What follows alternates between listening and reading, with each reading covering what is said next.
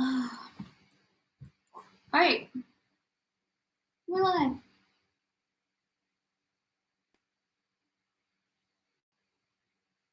When do you get to see your YouTube videos?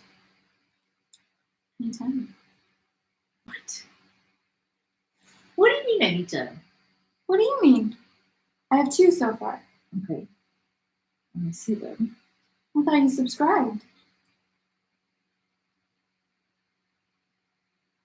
Did I? I thought you did. I mean, that sounds like something I would do. They're like, I'm learning as I'm going. So they're on there is what you're saying. Yeah, there's... No wonder you're like...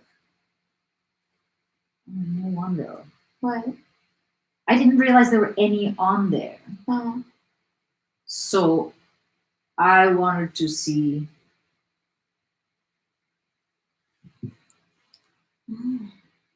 I wanted to see them. I thought I had to see them from you. Like I had to share them? Yeah. Oh, okay. Cool. How is it? It's good. I wonder how people do this in terms of, I just like started and kind of set deadlines for myself and just put it out there. Mm-hmm. There's little mistakes. Mm-hmm. And I'm like, okay. You don't know how people do what? Like, I wonder if people perfect something and iron out absolutely everything before publishing. Yeah. At all. Yeah. Yeah. Yeah, there's always things you can only learn unless you have like a huge amount of expertise and resources and all this other shit. Yeah. Assuming it's just like kind of a one person thing. Yeah. Project. There are things that there's no way to learn until you do it. Yeah. And I think there's also something to like having your mistakes be out there and not trying to cover them. So it's I don't think anyone cares. I don't think so either. Seriously, like thinking of any not that I know anything about YouTube channels, I truly don't. Yeah. But anything that I'd be interested in, I'm not interested in like, I wonder what mistakes they made while they were putting this together. It's just like the last thing I would ever think of. I just engage with the thing. Yeah, but if you notice like little sound things, so for me, I'm just having a really difficult time with sound. All right. It's such a specific problem, and I'm sure it's really easy to sort out. You don't like speak sound. I don't speak sound. People have like these funny niche abilities and disabilities. Yeah. Like I can't tell where it's coming from. Just can't. So my dad can't lip read with his life. Right. That conversation we were having about audio, you were like, but if we will it to be there, doesn't it? Yeah. I was like, what are you talking about? To be there. Yeah, I was like, what are you talking about? How audio works? There's only one conversation.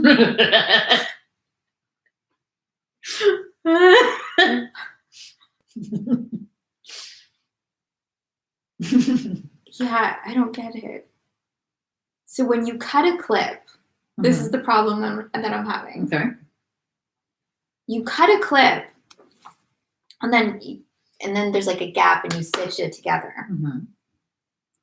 Or even if you just like you cut it and then you zoom in a bit, there's a kind of pop that happens with the audio, and I have no idea why or how to fix it. That sounds like probably a very easy problem. Right. It's considering how many people do. That's just it. Like, this is a very basic thing that I'm doing. I'm not like adding any special effects. Right. So I think there's a very easy solution. I did see something typed. I did see some font happening. Yeah, there's font. Like there's a title. So Yeah. I will call that an effect, Who? personally. Who? Um, That's just pretty much like a poster. is that a technical term, poster? I don't know. And I grabbed like some music, some random music. What do you mean random? Like, so there's all these websites that are designed for this kind of thing now. So it's like no one will sue you if you use this music? Yeah. Pretty much. It's actually Hilarious. funny. It's from this website called Epidemic, Mhm. which I'm like, that's really too fitting for this time. I saw a really weird, those spontaneous sorry, go ahead, finish your thing. Oh, okay, but remember, and I also just remembered one random thing that I was supposed to remind you of. Shit! But I'm sure it's gonna live up to. It's been cooking. Wait. Oh, yeah, okay. So I pulled this random song, whatever, kind of like instrumental thing off for the top and the end. And then I was like, oh wait, my cousin is a musician. And he's like he's really good at like creating these like cool synthy soundscapes, really. So I WhatsApped him and I was like, hey, I'm starting a YouTube channel. Like, do you think you could help me out and like create a song for me? And then he's like, yeah, show me what you have right now. And this is like part of the learning process. And maybe, yeah, I'm just like not an audio person. He's like, yeah, you definitely could. I don't know. He kind of dissed the song. He was like, yeah, this is pretty cookie cutter. I can definitely pull together something better. But that's what you're doing. Cookie cutter? No, pulling together something. Yeah. I don't think he meant it as an insult, but it was like, oh, is it really bad right now? Whatever it is. And he's an audiophile, you know? So to him, I don't know how it sounded to his ears. I mean, but that's not what you're doing. Unless, without mentioning it, your YouTube channel is about audio. Yeah. In that case, it's a problem. You better fix it. Ugh. What was the thing you wanted to say? Oh, it's stupid. Not that that's their stuff. Yeah. Oh, just that there was those spontaneous trailers that play on Netflix when you open them. Mm-hmm. I find that so annoying. By the way, Me too. It's like I didn't. And then I like even if I'm browsing, it stops. The next one stops, and then the next one stops, and then the next one stops. You're like, what? Stop doing that. Yeah. I do not like that idea. So I saw a spontaneous trailer, which I like didn't intend to, about a thing called like Epidemic or something. Okay. And literally the Netflix trailer is like quarantine. Does anybody know what that word means? And it's like a classroom. And this girl's like, it's a period of enforced isolation. Basically, I was like, this is exactly what's happening right now. Netflix makes so many things that the mathematical likelihood that they have the perfect show for whatever's happening is really high. But still, I was like, wow, that's exactly it. It's exactly what's happening. Do you think, like, are you trying to watch things that have nothing to do with what's going on in the world? Or I'm not suddenly interested in pandemic shows. That's what it's called, right? Pandemic. Yeah. Okay. No, I have no sudden urge to.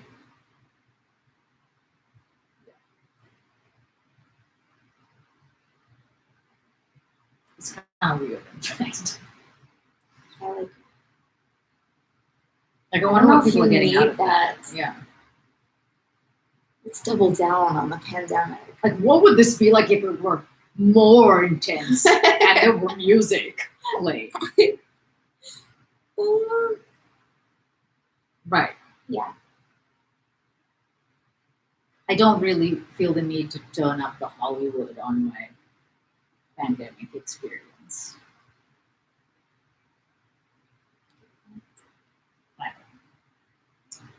But Pandemic is either trending or it's a new release or something because I got the automatic trailer treatment. Or it got it. Quarantine. I don't like that. No. You don't like what? The trailer Netflix though. It's obnoxious. I watched. Oh wait, so the thing that I was supposed to remind you of, and I had no idea why, is compression. Oh, because of something Robert Savell said. Oh, okay. He mentioned it like many times, and nobody had ever brought it up. I did not plan to talk again about this. So, too bad. Mhm. Now I am, I guess. Oh, Just that he described this oppressive quality without me telling him I lived in New York, without me telling him that I needed to get somewhere where there was just more open space, and without me telling him what it was like to ride the subway and just all the stuff from my own. Without saying any of that, he described the difficulty of being in very compressed atmospheres. And that's like that word, compression, is exactly the right word for not only like the external, how I've experienced the external environment, but also that like things are very compressed into like a 5 foot. Like I feel extremely compressed. it's such a good word. I know. It makes me think of, you know how for a while we were talking about incubator? Yeah. Like compression, I think is also a really good word to describe that because like you add compression to something, And that's it how you make heats diamonds, up. I think. Yeah, but it had never occurred to me. It's so funny because compression is something that like in yoga and stuff, like I've used the word so much, like about the body, and it has never occurred to me to use it to describe other things that so have that quality. Like anytime anyone has ever asked me like, oh, why did you move from New York? What made you, that like same question that everyone gets asked 700,000 times. Right. It basically has sounded like me looking for the word compression. I like go on this little predetermined story where I like hit all the like important points. Right. But it basically sums up to compression. Yes. Yeah. I said something about how LA as a place like slows my development rate, but that it might be because it's less compressed than New York, for example. Yeah. But that it might be a kinder place to live. We literally use that word. It's like it might be a kinder place to live for you. And I was like, yeah. Oh, a kinder. Okay. Yeah. And I was like, yeah, no, I came here for a kinder amount of space. Like literally. Yeah. Has it given you that? Yes. Which is why like it doesn't matter how I feel about LA. The things that I desperately needed were here. And like I broke up with my long distance boyfriend 2 weeks after I moved here. Okay. It was not even a feature, honestly. It was a feature in itself, but it was not even a part of my moving to LA experience. Oh. Is it the boyfriend that like showed up at your door and packed you up? Yeah. Yeah. The one that we've been talking about nonstop. Yeah. Yeah.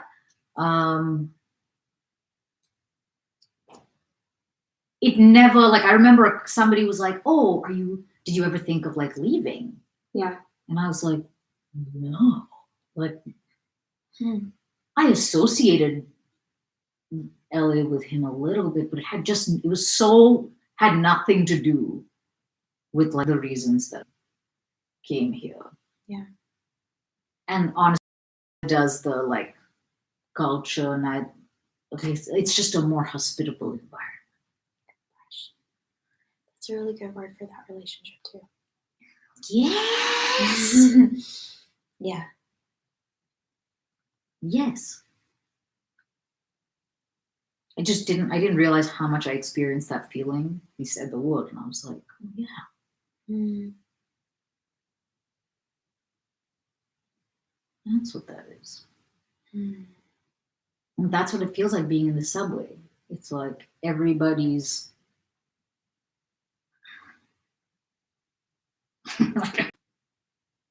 Yeah. it's a lot of energy in a very small amount of place. Yeah. A lot of things in a very small amount of place. And like that is what compressed is. Like it's a huge amount of energy and a huge amount of different qualities in different bottles, like right, like different people, and who even knows who they are, where, like what they connect. It's just crazy. Yeah. We in my book club we read City of Girls last month, which all takes place in New York City. And like right off the top when we were discussing the book, Ellie was like, oh, like didn't this remind you of like the first time you went to New York, or like whenever you lived in New York? And she was like so starry-eyed about it. I think because she grew up like right outside of New York, she never really had that experience of like moving to the big city. And so she really wanted to hear other people's experiences. And I was like, I don't think I don't know. I don't want to do that right now. I don't think you should. I think when I was 17, I liked the idea of it. And I remember thinking, oh, this place would be really good for me because it would toughen me up. Diamond, like thinking of diamonds, that's such a good analogy. Yeah, I thought it would like force me to kind of protect myself more or stand up for myself more.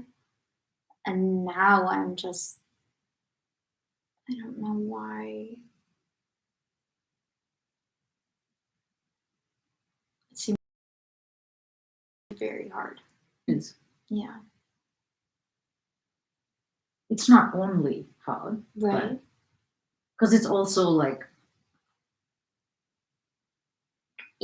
unnaturally fertile. Meaning there's just so much to. There's so much. Right. And that thing, I don't know what to even do with myself here. Yeah. Walking in New York is one of the greatest possible experiences. I could literally do it for like hours, and all joking about the Frodo story aside.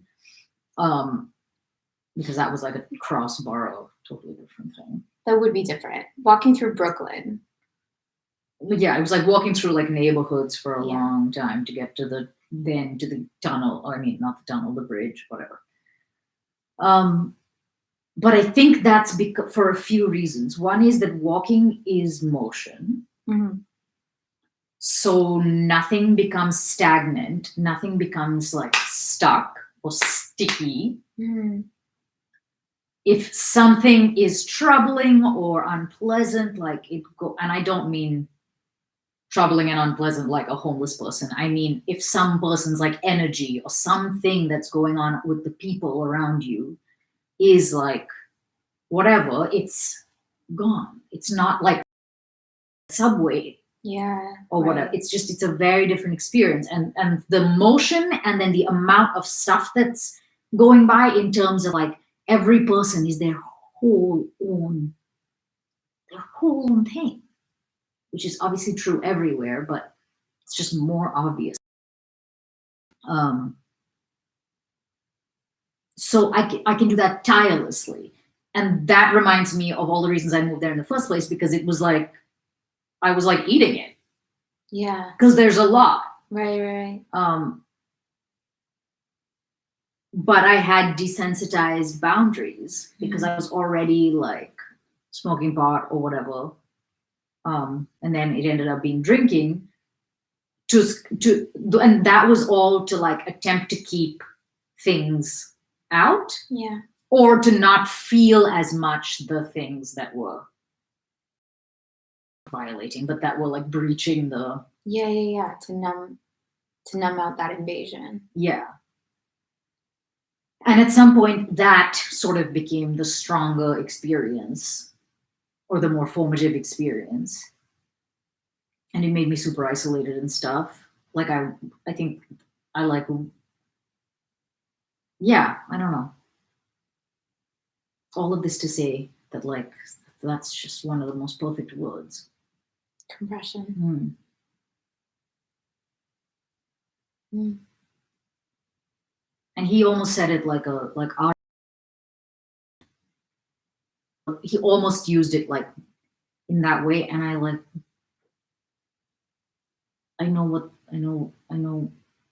feel like that too.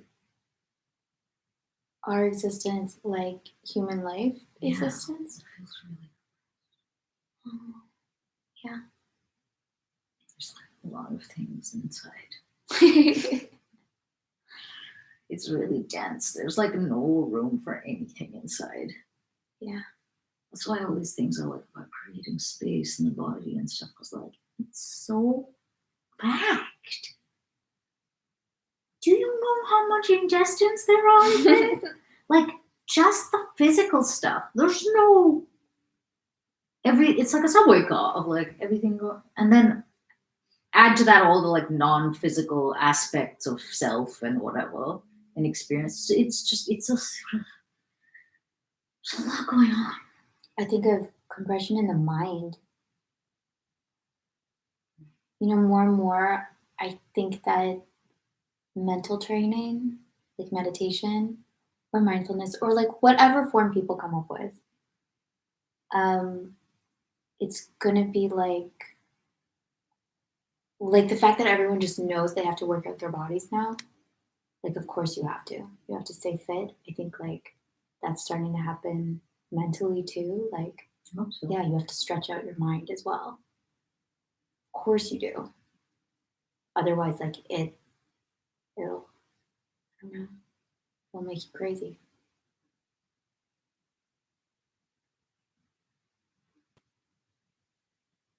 Compression. I'm into it. So all of that is what I wanted to say, I guess. All of that shit. Oh, that makes me think of something. I don't know if it's a good idea now or not. I'll talk to you about it after. Not now. Now I am responsible for reminding you of compression? No. Imagine it's just like continuously compression. Remind me about compression. Yeah. What were we talking about? Maybe that's it. I can keep going on this compression jack for like a damn long time. Really? Yes. I think that's why I like quarantine. Yeah? Still liking it? So into fucking quarantine, man. No, there are super shitty things about it, which everyone knows. Right. But I also love it, and I'm so fucking thankful for the obvious things, but also they're not obvious things. There's so much space.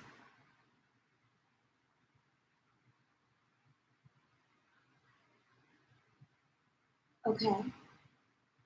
There's less compression in my fucking life. Say I normally go to the gym, and then there's there's so much. There's a lot of busyness. Yeah, and it's a lot of travel. It's a lot of people with their full bodies and full minds and full emotions and full psyches. Yeah. So it's not just like a unit. They're not like trees. It's like a whole loud thing. Yeah. Except for the people who aren't loud, and that is truly a creepy phenomenon. That's loud in a different way. I don't know. This one time, Aditi and I were like having a conversation, and then we like turned around and we both noticed at the exact same time that there was like a guy in the room with us that we like hadn't noticed. Yeah. He had like a non aura. Like it was like I was like, how are you making yourself not here right now? It was the equivalent of being in an elevator and me and Aditi just like hanging out and being like, wait, what? There's a person in here? Okay. And we both like had this experience at the same time of like, I can't remember where it was, but he definitely didn't just walk up. He'd been there, I don't sitting know. at like maybe a community table with us Oh my or god. something. Something really obvious. It's like an egg. Yes. But the freaky thing is the energetic Yeah. the energetic absence. But it wasn't like there's a hole there. No, It was just there was there nothing. was a nothing. I don't know what that is. In any case, I don't know why, but there's this one episode in Parks and Rec that it's not even one of my favorite episodes, but I talk about this and think about this so often. Where there's like this one episode where they're in Washington and they're campaigning, and the like boss of the campaign, or I forget, I don't even remember what he is. He comes in and he's like, hi, hi, hi. And everyone's like super excited and trying to impress him. But there's something like so off about him. Like he just keeps saying the same sentence over and over to people. And then he goes into the office and they're like, what's he doing? And he's just sitting in his chair, like staring. He's a robot. He's Yeah. a robot. I don't know. It sounds Yeah. like that. Yeah, it's really weird. It's like I guess people get all weird with energy and stuff, Yeah. but it's really weird to not have any energy. Like to not have any presence is. I think people would acknowledge it more if they suddenly realized what it was like to be around whoever that guy was. Probably. Yeah, yeah. Because it's almost like a thing that you trip over and you're like, wait, everything tells me I should have known there's a person there. Mm. Because like, aren't I keen to that? Yeah. Isn't this a thing that we're like built to notice? Yeah. Most people are not like him though, and it's a lot. And I miss seeing Ray because his whatever the interface with his energy always makes me feel like lighter and better, and he makes everything better. Almost always.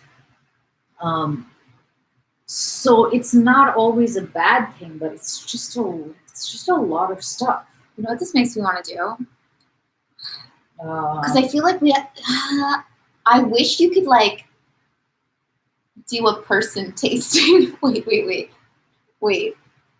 no, you don't have to convince me to wait. I'm not going nowhere. Okay. Do you know what I mean? I told you about that smelly t-shirt dating. Yeah, thing, it so, would like, be like I'm that, really into that. except we're not like evaluating smells. Okay. It would just be like, yeah, what the person feels like energetically. I'm so into that. Be great. I'm so into that. And then maybe other people do it and like you see if there's like a similar thing going on. This Is sounds everyone probably like blindfolded? cuckoo, I don't but- know. Huh? It sounds probably like cuckoo to a lot of people, but I really think that if you don't think that humans have palpable energy that is transmittable and dynamic and stuff, then like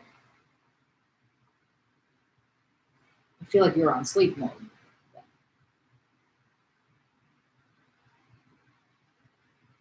It's so obvious. Isn't it so obvious? So I tend to think it's about me. Because, you know, everything's about me.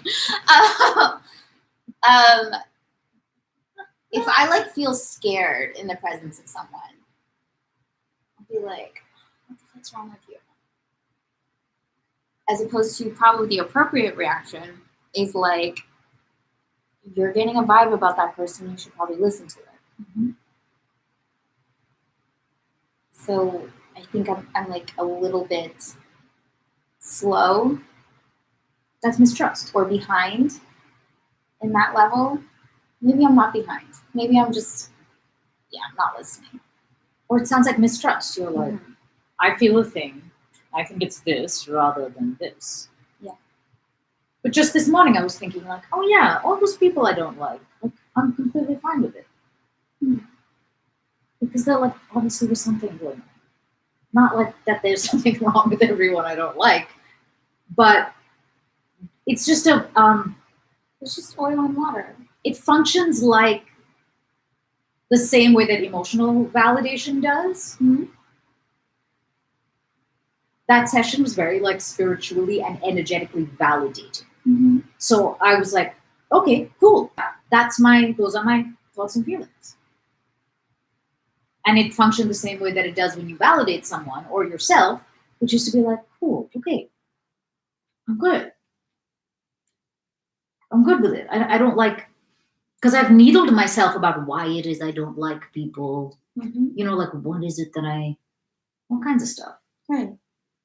You not liking something is like okay. I know, but I always think there has to be a reason. Right. And with people, there are just sometimes that I'm like, nope, nope, no, no, no. Yeah, sometimes you come into this world and you don't like peas, and sometimes you don't like, I don't know, insert person here. But the mystery's solved. Now I know why he doesn't like peas, where he doesn't like peas from. But from before. From the before. He had a bad past life with a pea. Something. But do you know what I mean by like based on what? Or do you dislike peas? Like what is even you've never met peas. I just think that like whatever like intrinsic taste there is, beyond the point of like, oh, humans like sweet, like beyond the like biological obviouses. Mm-hmm. Why doesn't he like peas?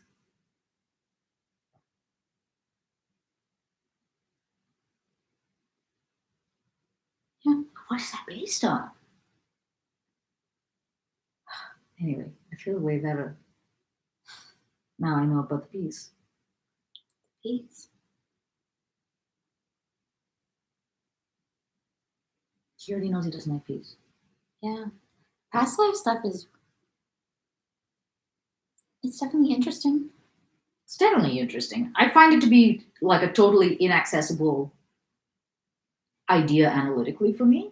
Yeah. Like I told you, I don't have like memories. I'm not like, oh, I remember working in the fields. I don't have like stuff like this running from dinosaurs. Have you ever tried? No. So I've tried to hypnotize myself into past life regression. That's really cool. That doesn't work because you're like, am I just imagining shit? Mistrust. Yeah. Potentially. Yeah. Because everything actually is questionable. Except science. So like either we stick to only believing that science is real or try to find like some different compass or some different metric or some different scales on which to put things that are not shaped like that. I agree. Like I probably have done like an exercise or something. Mm-hmm. I didn't do it many times, and it was just like at home on my computer, And I'm not suggesting that was a past life of yours. Because maybe I don't even remember. Maybe you made it up. I don't know. I just think that like in the same way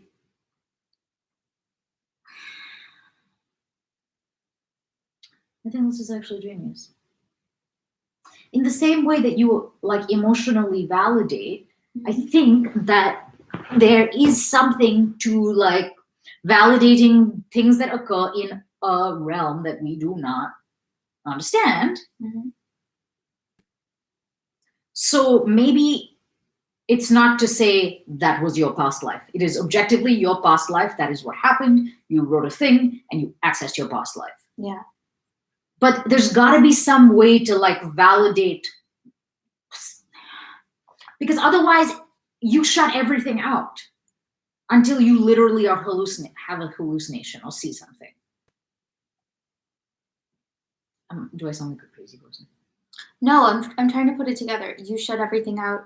Do you mean like if you're having a persistent like recurrence and you're like, I think it's this. If you get all manner of different messages, yeah, and you're like, and you find different reasons to discount them,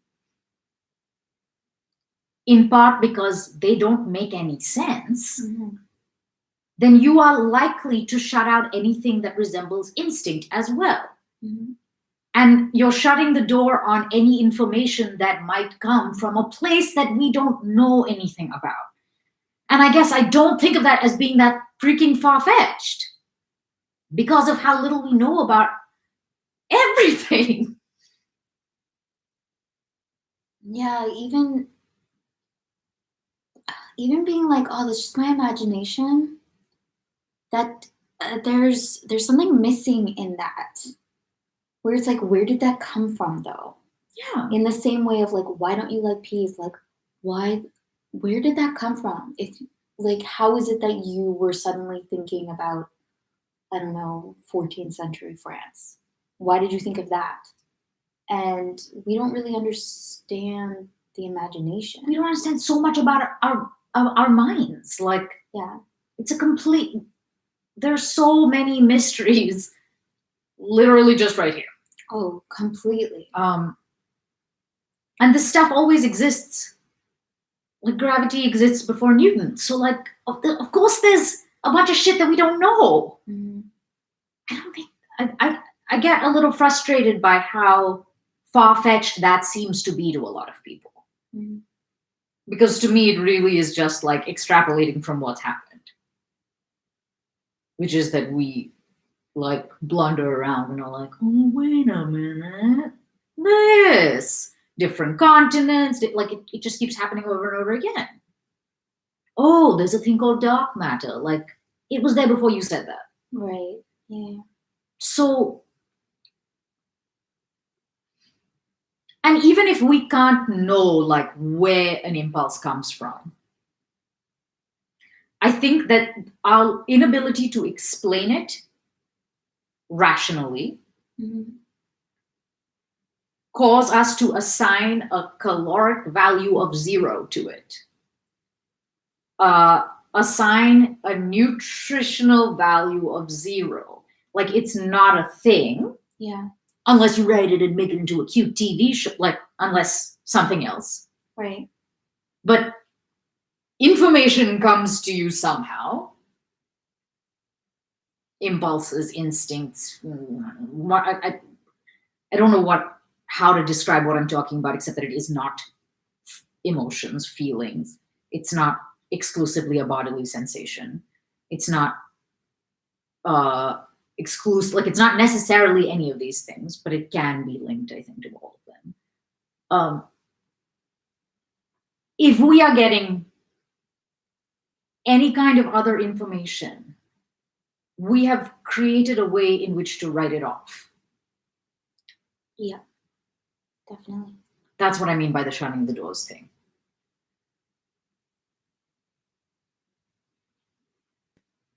Yeah. Yeah, I agree with you. You can categorize it differently if that's useful to you, but yeah, you're right. By just being like, whatever, that's just I don't know, just a crazy thought I had.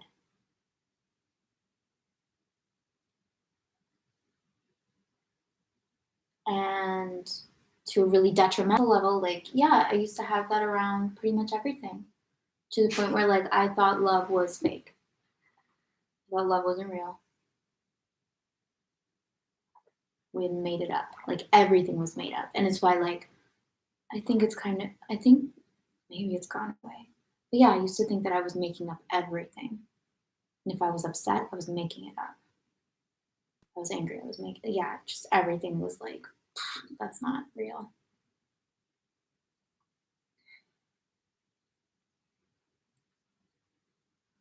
it's possible that that cuts you off from any ability to navigate effectively as a human. Yeah, it pretty much means you're like walking around and I don't know, there's nothing to latch onto then. And you know nothing. Yeah. It's like there's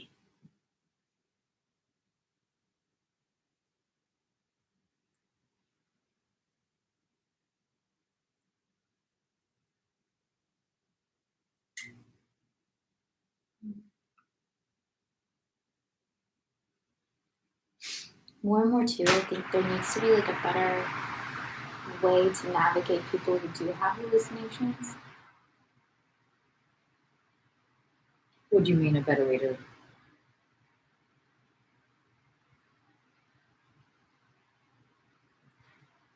Like I think of people with serious mental illness who have hallucinations, hear voices.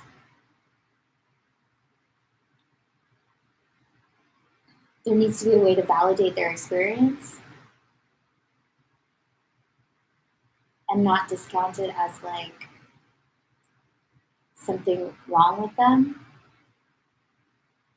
Because in lots of ways, everyone is having a hallucinatory experience.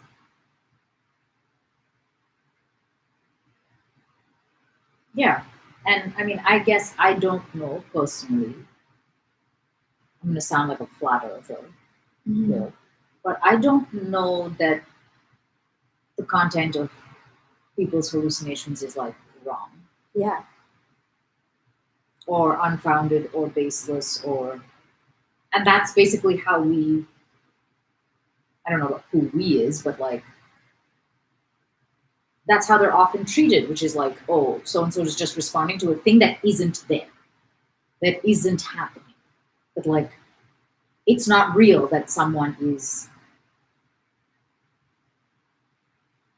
looking like searching you out. Whatever the paranoid or Yeah. whatever the fear is, whatever the like, I don't know that that's not happening. This is actually, I've never thought of it in terms of this way before, but thinking of Alzheimer's, where people are living in the past Hmm.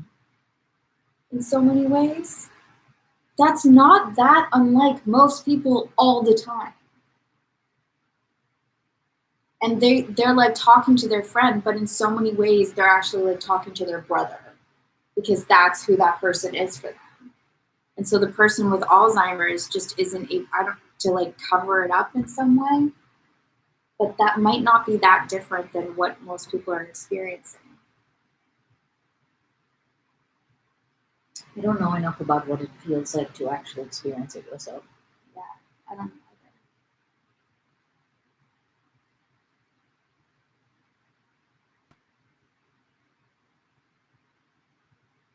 I think it's probably just like a trip, meaning you can like probably stress out from not being able to control things that you are used to controlling, and it might be very distressing to like be losing pieces of things that you used to make you feel in control. Right. So I could see it being an extremely stressful experience. But if you're just like, yeah, It's interesting to think like it's maybe the opposite. So like they're missing the parts that people without it are able to control their perception and they don't have that. So they might be strangely like more in touch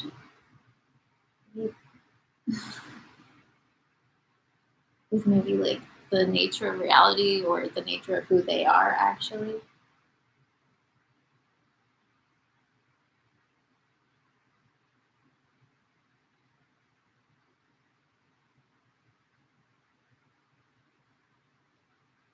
or even the way that Andrew, before he dies, like relates to people there, it's like a distance. Yeah. You know, like when he's dying.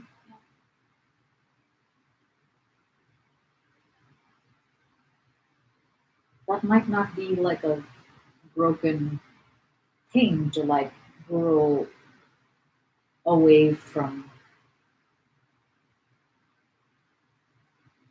your like familiar earthly existence.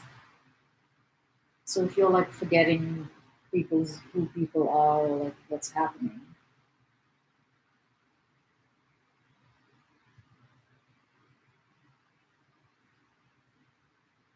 My grandfather keeps being like, when's my birthday?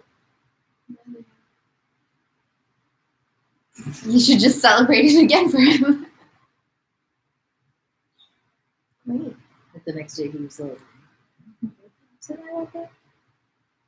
You should do it again. That'd be so funny. I just want to be like, because he's talked about it for a while. Yeah. He like cared about it, so it really makes me want to be like, no, you did it. You did it. Yeah. Because he like wanted to be 100, and the fact that he's like, did I do it? Is there's something about it that's like, this is one thing that he needs to know that got there, but maybe he doesn't. You did it. Do you know my grandmother, who is deeply religious and also profoundly pessimistic when it comes to many things? In the Catholic sense, she's very like fire and brimstone. According to my mother, she said like, oh, Ishan is going to grow up into such a wonderful world. Like, she said something completely out of character. Oh. Like, he's going to be fine. The world will be okay when he grows up. Like, and not in a we're gonna still be hanging on kind of way. In a it's gonna be better than that way. Like, he's gonna be good. When did she say this?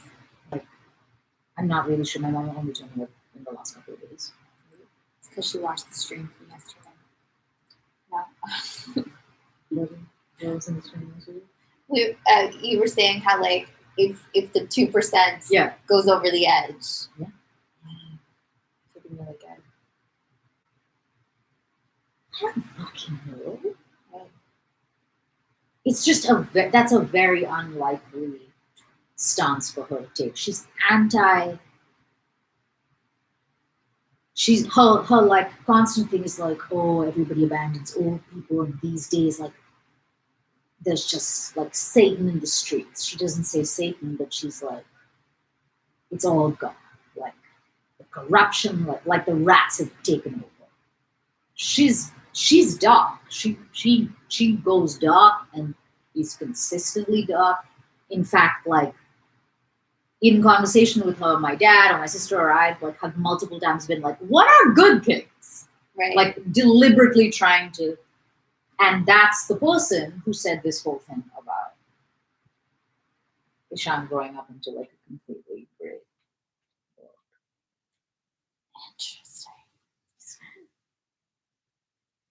Part of me also wonders like what happens if you go dark with her. I mean, it's not dissimilar than like, you mean like what happens in the conversation? Yeah, like I think It just like keeps plugging. it does. Okay. Yeah. Because All tactics have been deployed. Right. Okay. Because sometimes like I've had fun with that where I'm like, yeah, it is really bad. Yeah. And then the other person on the other end starts to go like, no, actually, Yeah. it's pretty good. It's the rabbit season, duck season Hmm? phenomenon. What's that? Only one person has ever got this reference Oh. when I brought it up in conversation, and it was worth it because he was so happy. Aw.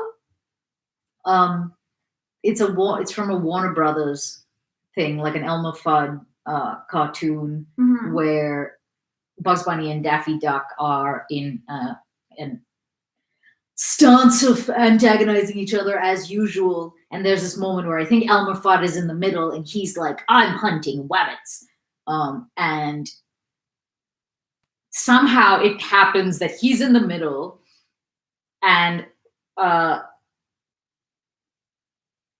Daffy is like, it's rabbit season, and turns the rifle to the rabbit. And then Bugs Bunny goes, duck season. And they go, rabbit season, duck season, rabbit season, duck season. And then one of them goes, duck season, and switches it. Obviously, it's Bugs Bunny that does that. So it's like rabbit season, duck season. Duck season. Yeah, and then the duck is like, duck season. Yeah. Whatever. And then he gets shot. Reversal. I mean, Daffy Duck doesn't die, but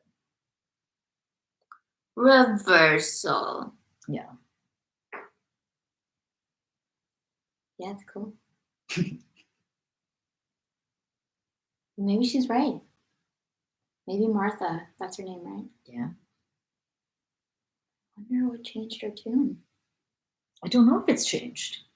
Or if she's just recently like Mellowed? No. Like, I think she's still saying the world is terrible now and is going to hell in a handbasket. Oh. But she has some, for whatever reason, has like a different melody line that she goes on that seems quite disparate to the customary March of Doom.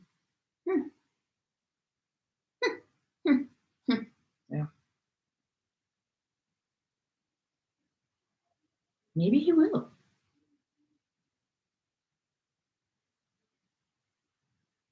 Maybe we'll get the fucking 2%. Maybe it was just yesterday. I feel like I was thinking about this, and I was like, yeah, I think it is going to be good.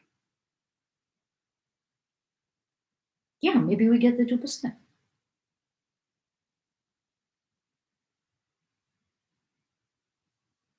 mean, it seems to me like people are much more open-minded than they used to be.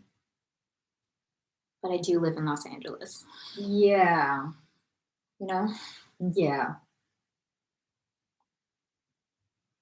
That was like one of the great lessons about Trump. That was one of the great lessons of Trump. Just realized that I know nothing about. But the other thing is, this is going to sound trite. Wait, what the hell was I listening to that I was like, oh, yeah. Okay. Wait. The internet, you could say, is like one collective mind that we're all plugged into. So, like, in a really real way, our like connection to one another finally like is like there's something directly to point to that we've somehow created. I want to see you point to the internet, but I know. But like you can use it, you can interface with it, you know?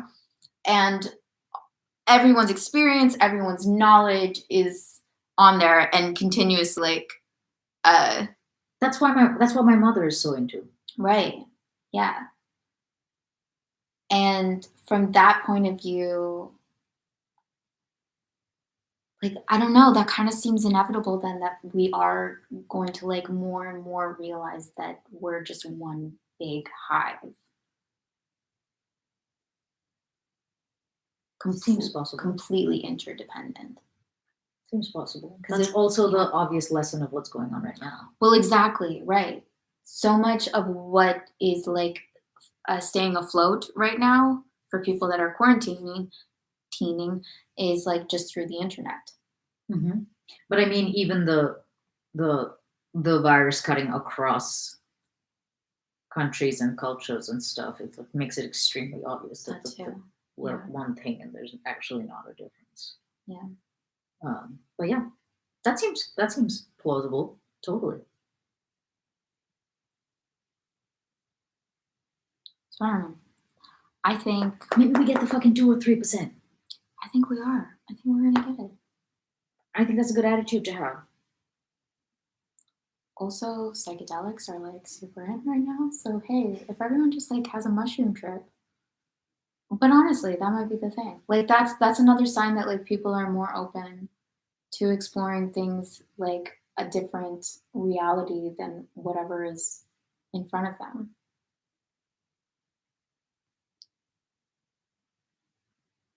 And that's not a big jump because what we are talking about is a difference in consciousness, and that is literally what hallucinogens or psychotropics or whatever do Yeah. is they like shift your perspective and create consciousness and awareness where it wasn't. Right. And they're not like creating hallucinations. It's all things that exist already in our brains. They also are creating hallucinations. It's stuff that's already there. Or like it's, I don't know. yeah. I was in a bathroom, I remember once, with wallpaper that was like all flowers. Oh, These God. like benign single, like a repeating pattern of just like a single with some space in between. So not like flower, flower, flower, not like that. And they had a like long stems. And at some point I was like, they were all rats. Yeah. And so there were like rats running up the walls in these like weirdly organized rat armies. Yeah. That seemed like a hallucination. Because the next day I went into the bathroom and was like, yeah, these are lilies. Definitely lilies.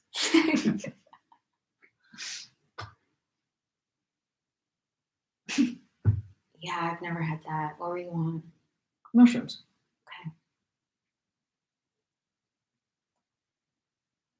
When I took LSD the last time, I don't think I've ever had a hallucination then, but we were watching, is it Ponyo?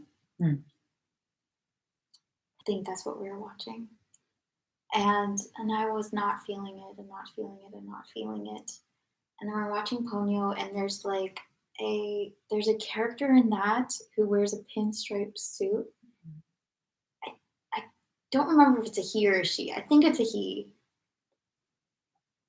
Very like skinny and pointy with like lines. And I just remember suddenly being like, turn it off, turn it off, turn it off, turn it off.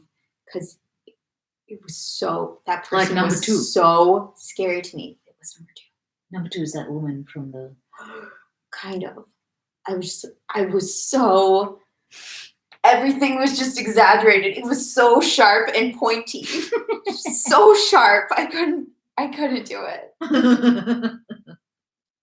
It suddenly became the scariest movie I'd ever seen. Oh my gosh. Yeah. Did you see it after that?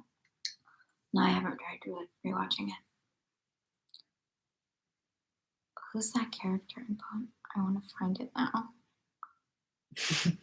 So Imagine if you type in like Ponyo super villain and it's like Super- the mother or something. Wait. Oh my God. No, this person is scary. Like this person is scary. I'm not crazy for being like, oh, look at this. Wait, I mean. Oh my God. Yeah, like, wait, I don't know if you can see it. I don't think they'll be able to see the subtleties that make Ugh. him terrifying. Oh my God. Yeah, no. So that is a scary person. High heels. It's so skinny, see? It was very Do you know what this disturbing. reminds me of? My dad went to New Orleans and he got me this really fucking cool thing. It's a painting that's done on a fence, a single fence post. So it's like a slat in a fence. Okay, So it's like this wide. It's a painting. right. And it's like this long Whoa. of a skinny like dude. And I know he's supposed to be like some New Orleans cool guy. Mhm. I'm not okay with him. I literally was like, Dads, I had it in my house in New York for a while, and then I was like, I can't with this guy. And he was like, what? It would take a lot for me to like reject a gift from him. Like it was a huge deal to me, not to him. And I was like, I can't. This person's a child molester. And he was like, he's what? And I was like, I'm pretty sure he's a child molester. I don't know what this was based on, but that guy reminds me of him. And that guy was also very skinny because it was a fucking plank, Right. like a fence slat. That's the word I've been looking for. Yeah.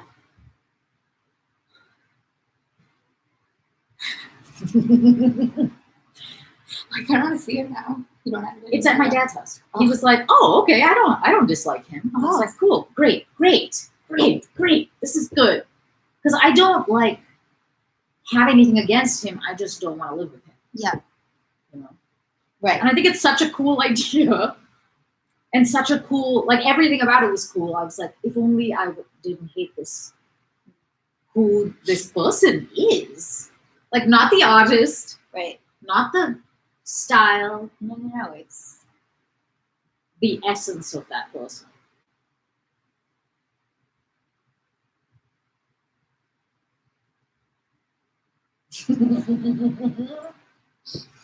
What did we read yesterday? Karasyov. Oh yeah, Passed. another unceremonious death. Very unceremonious.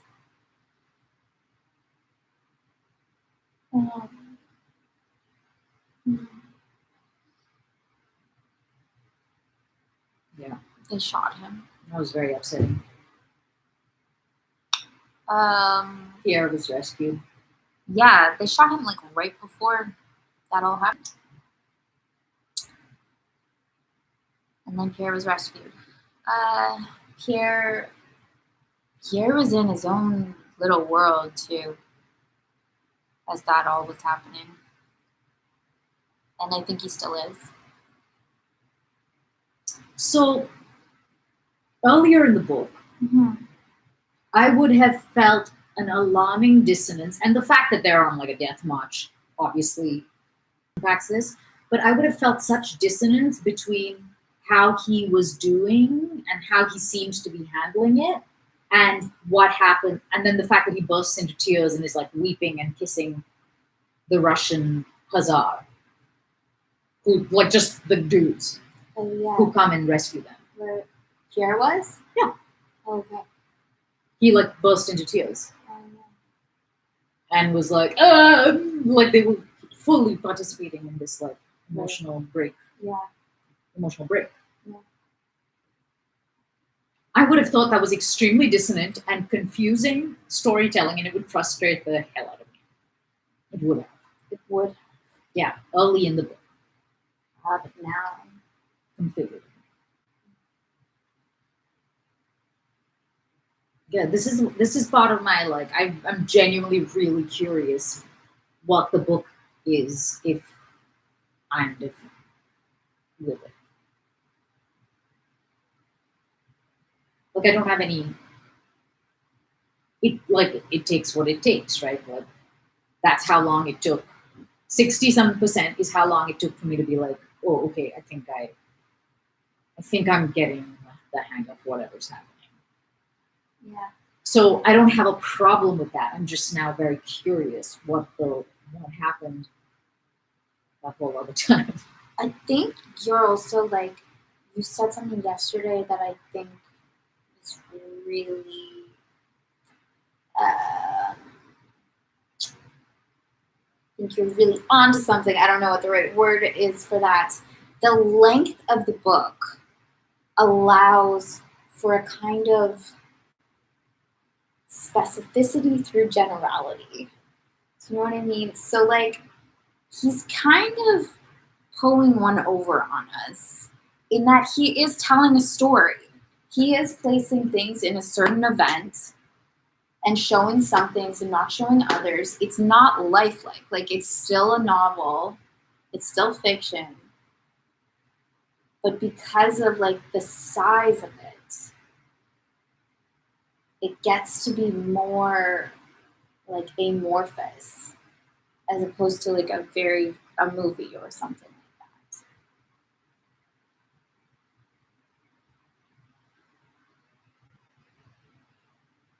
It makes people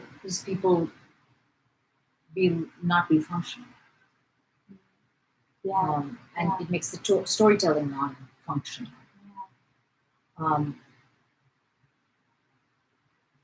They're not tools to any particular end. Right. They're like whatever he's trying to tell you about life or war or Russia, I think he basically just comes out and tells you in his own voice, being like, here's what they say, here's what's true. Like, I think he just comes out and says it. And I don't think he utilizes his characters to prove his points, to make any kind of case, to they're not there to like serve his agenda.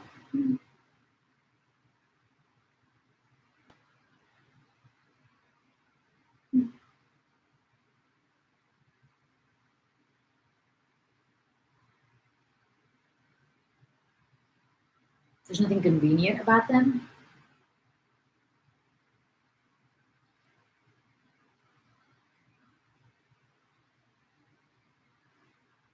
I didn't expect the genius of the book to be subtle.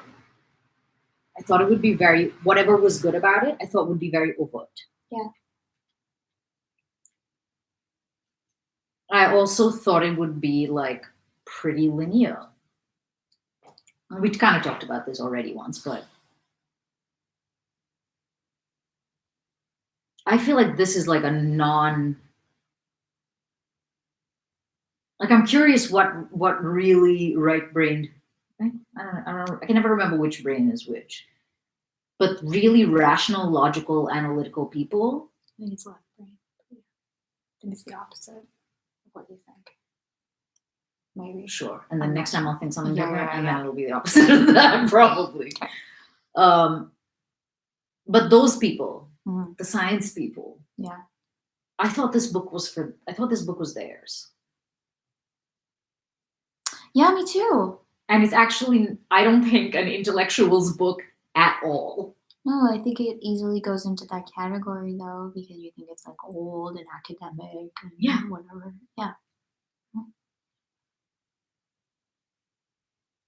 But to me, it has more in common with like Estes than it does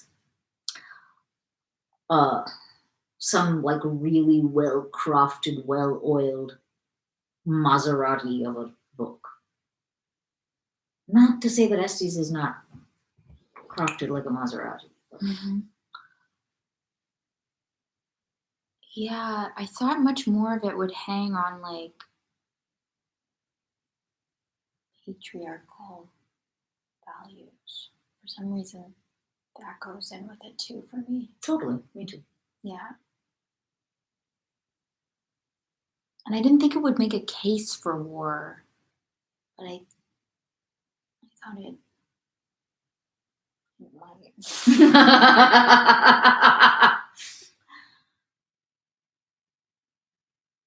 You thought he'd buy into it?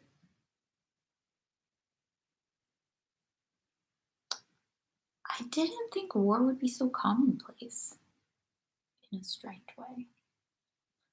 Like, the war in this book is very much, it's like all of a sudden, there's a fight. And there's none of the trimmings really on it that I expected and that I kind of thought war was about. I really thought there was like so much order to it, so much glory, and kind of like I don't know, I thought like you just went into battle and you kind of forgot, you didn't see people, you didn't see your enemy. It was like playing a video game. Really, I thought like they were just like mindless, like yeah, whatever. I don't know. I think I had like lessons about propaganda in high school maybe, and they were like, oh yeah, you know, that's usually how warfare has been done. It's like there's a lot of buildup around like who the enemy is and dehumanizing them. And this is like, yeah, you wake up or like you're sleepy, you're hungry, you don't know where you are, and then suddenly you're in a battle and you're like, I don't know, there's a guy in front of you and you're not like cut off from your human self. It reminds me of my war dreams, Mm, where there's something like really like I just need to hide. Like there's something very terrestrial about what's going on. yeah. I'm like, oh no, it's me. It's not like an aversion of me. It's not like an Right. ideal of me. I'm not performing Yeah. at any different Yeah. Yeah. at any different setting. It feels like if I was dropped into war right now, my response would be the same as these people's. Yeah. Your response would be a lot like Pierre's. Probably. I'm gonna go see what's happening over Do you guys need help? here. I'll go. Sure. Yeah, looks like you guys have this really under control. Pretty much. That's funny. Yeah. I definitely would be like, oh, what's going on over here? Just wanted to come check it out.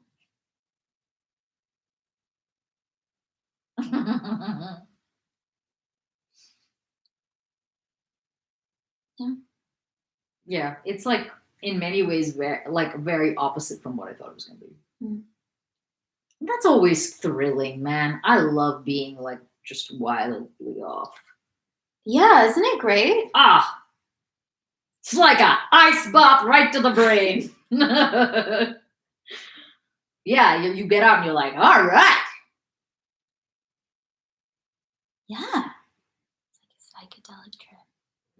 And it just reminds me of like all the books there are in the world, and I just can't, You know, there are a lot. Does it make you want to read more? It just, like everything else in life, it just makes me be like, oh, I don't know shit about shit. Yeah. It makes me rethink all those classics. Not to mention just books in general. But to be fair, I think everybody has done a really bad job of talking about it. Yep. Like, they talk about it like it's a dusty old tome, and it's yes. And I saw this, like, It's I was so gonna send it modern. to you. It's so modern. Super fucking modern. Look at the under the headline.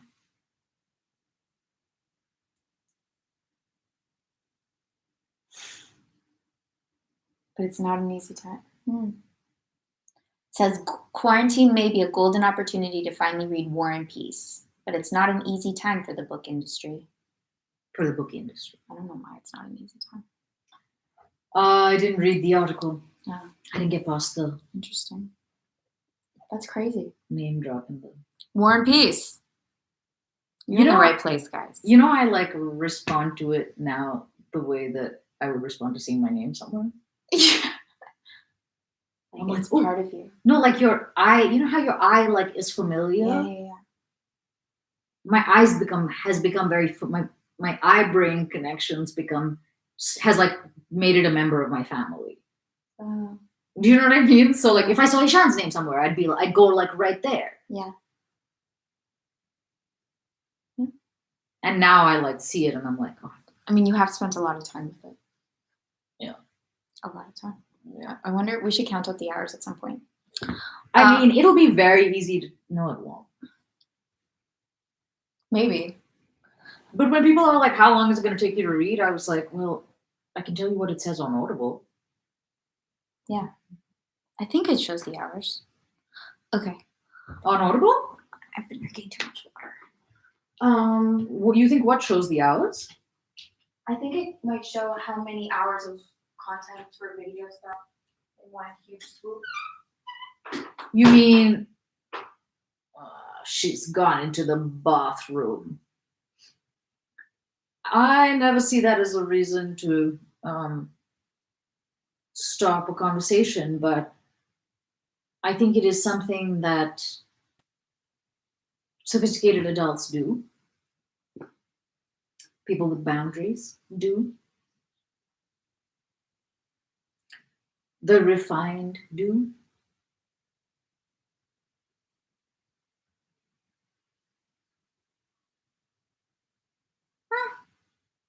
That's about it.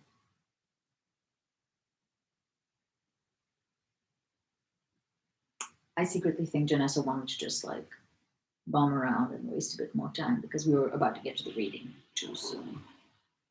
Because we've been talking nonsense for about an hour and a half with every reading. And when I brought up reading, we were only at an hour. So this is a sneaky ploy in my complex interpersonal calculus. I don't know what to talk about. I started writing a poem today. There is something I want to talk about. Sorry. What were you saying? I talked a bit of shit about you. Oh yeah? Yeah. Yeah, what'd you say? I theorized that the reason you had done this, gone off to the bathroom, was to just create more of a delay because we'd only talked for 1 hour That's true. and not the customary 1.5. That's really true. So that you were trying to like drag it out. It takes a lot of warming up before we dive into the book. Yeah, it really does. I don't know if I'm warm yet. In part because I just remembered something else I wanted to talk about. Maybe I should fucking shut my mouth Oh no. on it and talk about it tomorrow or Yeah. later. Okay. It has again to do with perspective. It has to do with every conversation because everything's the same thing. Mm. But it has to do with like consciousness and perspective. Shit like that. I like that shit. I know. I want to. How about you give a teaser and we don't have to go super in depth? Just the idea or the premise, the introduction of the premise that there might be birth and death of Nitya Vidyasagar, and like that's a thing that happens and is going on. But the very idea that there may also be like a whole other longer continuous thread of Mhm. which this is just a piece, Yeah. like a digit, Yeah. a fragment, Uh-huh. has created like a sort of dual carriageway in my mind where, at least right now, maybe because the concepts are so front of mind for me, it's really easy for me to tell which is which. I know the difference between me and my soul. Mm. Between like this me and the other. What's the other? I mean, like a lot more boring in some ways. Remember when I told you like my guides don't give a shit what I think? Yeah. It's kind of like that. Like if something is a long game, if it's war and peace, as opposed to like a little. You know what I was Nugget. thinking when you were breaking it down? Like my sleep revelation. Yeah. Where Yeah. where I realized that like we don't go anywhere when we fall asleep. We're still here. And exactly, there is no like end of day. I'm gonna go offline now. No, Yeah. we're always online. Yeah. And then that way too, yeah, we're not going anywhere.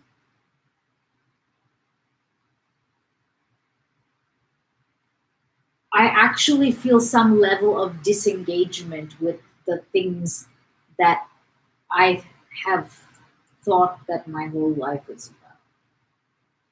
Like hearing that Hollywood is very antithetical to who I am has made me be like, I have never felt any space in between me and this thing that I want to do. Yeah. You know, I told you I never think of quitting.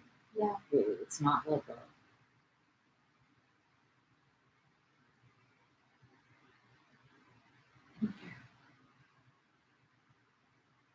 Right I now. have, yeah. I suddenly it is accessible that I don't really care. Yeah. If I like don't have a, and that too, this is like quintessential to my identity. Having this Is this a good trailer? Is this a good short trailer teaser? This is a big subject, I know. and I could get really into this too because I'm kind of in the same space.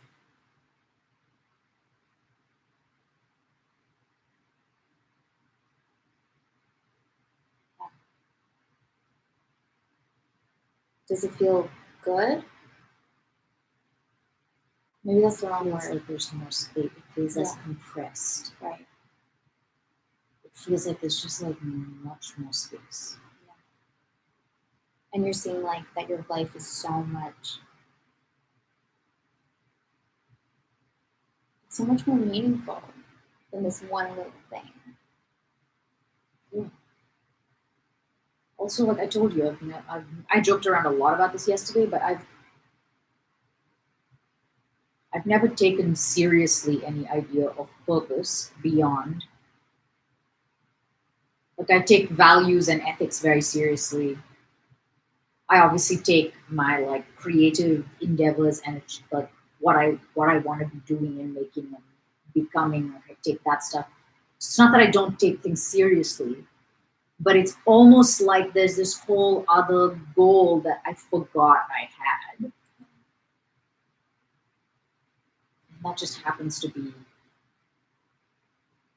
like a lot larger than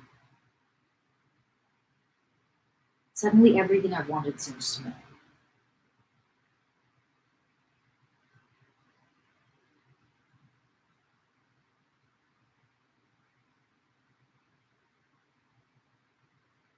And if everything goes perfectly according to how I want, I Nitya Vidyasagar will be very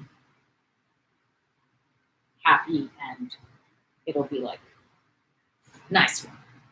High five, guys. Oh no. I'm saying best case scenario. Right. That's But even that. Anyway, that's not what you're talking about. um but that still won't necessarily have anything to do with the other.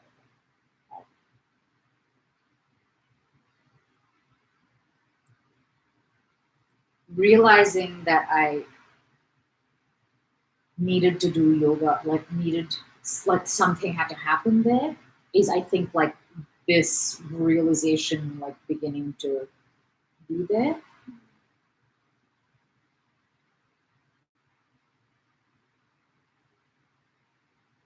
Yeah, it's not enough. This is not enough. It's not the point.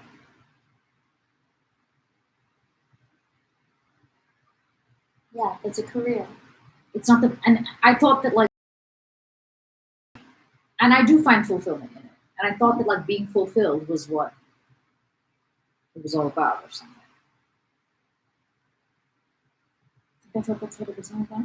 Being fulfilled. I think so. Do Like you being find filled with complete fulfillment with from it? fulfilled well, with being filled with meaning and with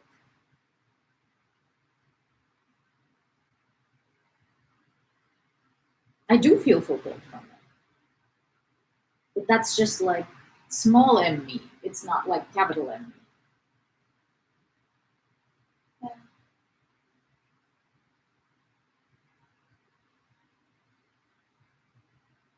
I've never bothered to engage in whether or not there's going to be a consciousness overhaul because like I can't from here. It doesn't make any sense to me. Right.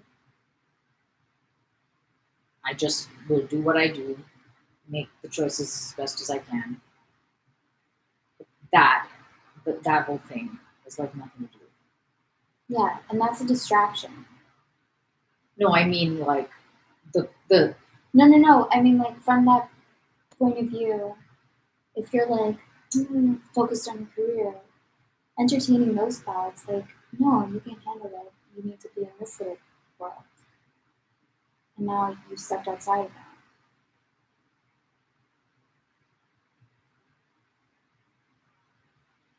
I just realized that there's two games going.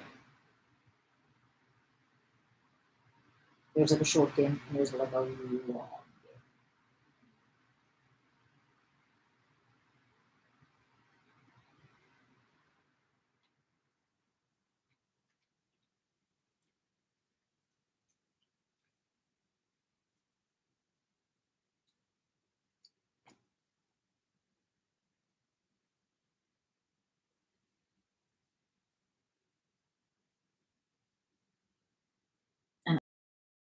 noticed that if we hadn't been quarantined.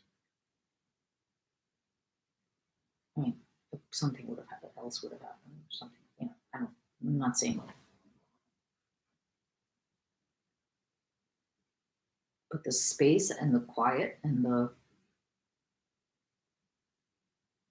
lack of consistent engagement between one's ego and other people's egos has like turned, like a dial has gotten turned like way down. Yeah.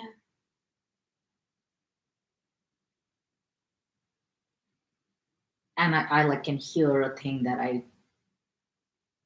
was not hearing before. That's an analogy. I'm not literally hearing things.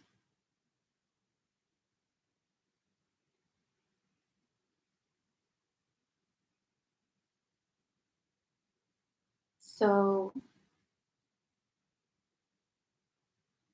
to the best of your ability, this is a hard question, but what are you hearing? Like, what is the bigger picture for you?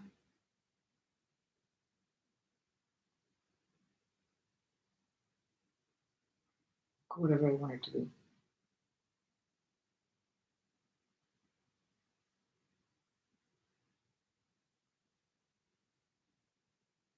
Whatever I want it to be.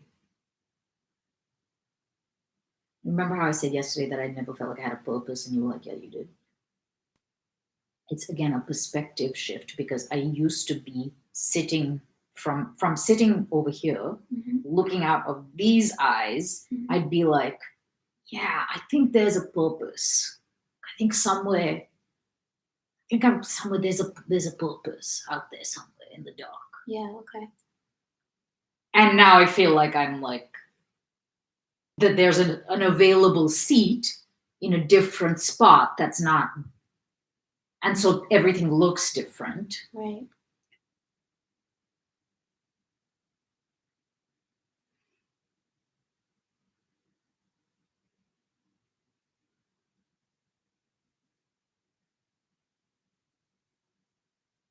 So it's like sitting in your purpose. So you're not like looking for it or at it anymore. Yeah. Now you're looking out from it. Yeah. Okay. And again, like I don't really know how to analytically put into, like, it doesn't mean I know what my purpose is. It's a completely like felt experience. Yeah.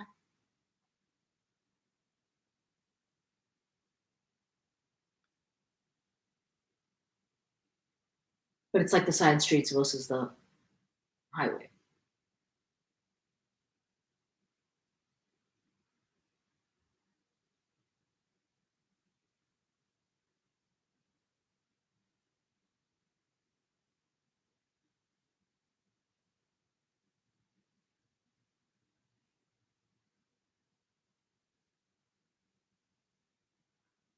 For me, like my career used to be life or death. It's like I don't want anything else in life. I don't care if I'm happy. I don't care about anything. Just let me do this and let me be good at it. It was so large. And now it's like a game. It's like checkers. It's not life. It's not even trying to imitate life. Like, it makes sense that I went into acting if I thought it was, you know? It's not even, like, it's its own thing. It's a game. And it's fun to do. And it's useful and entertaining and beautiful. But it's not life. And it's probably never going to come close. And it doesn't need to. I really understand what you mean about like all this space. Like,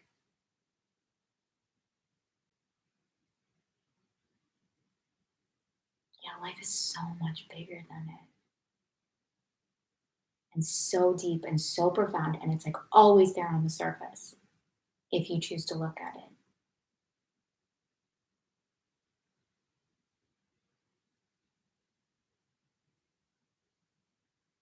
and from that place too, you get to like dip in and out of all these little pastimes and make money, or I don't know, eat good food, or I don't know, whatever. But it's not like, it's not the thing.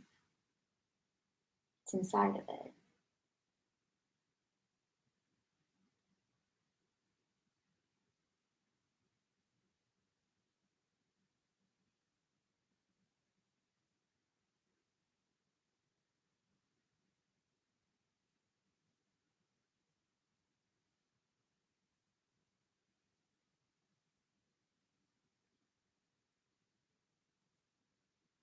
Yeah, it feels like also like getting out of your head, like getting out of my head, Mm. which I don't know if I have ever done in my life or have ever been able to do.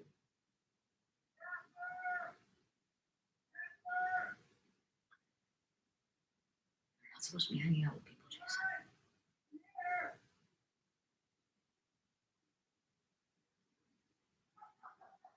It's a dog. It's not. That's not the Oh. dog's name. Jasper? Dog's name is George. Georgie.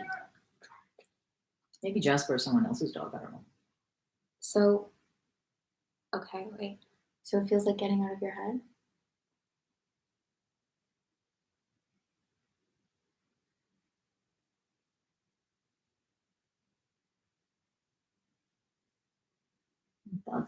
That's also what this is. Mm-hmm. Having an impulse to do a thing. Mm-hmm. I'm like, not really thinking about it. I've never like had access to that. I've never been like, oh, I'll do it this way. Zzz.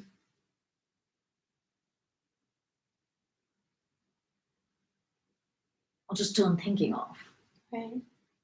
Or like I'll just turn something off. Like, Are you turning it off? Or is it like you're no, just there's just able elsewhere to to jump be. into? Yeah. There's just more places to be. Yeah, So I can go over there. right. This isn't the only, these aren't the four walls of the cage. Mm-hmm.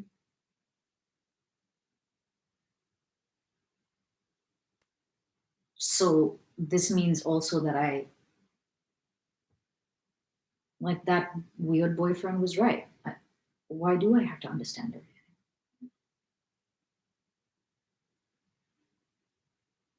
I gave up at 60%. I gave up trying to understand this book.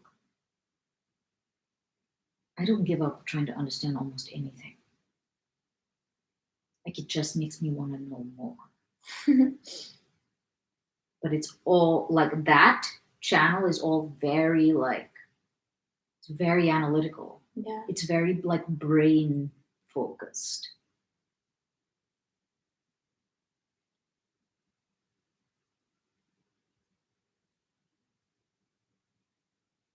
So my like thinking things is a feature of this. Mm-hmm.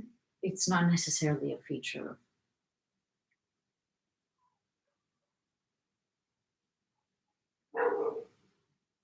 I'm not saying this that well. I think I get that. Like, thinking things through is kind of like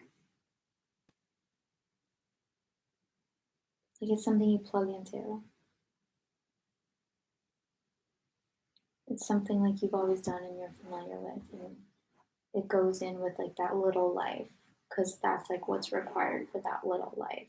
And then having stepped outside of it, you're like, oh right, I don't like, that's not actually the thing that's keeping everything up. Right. Never has been.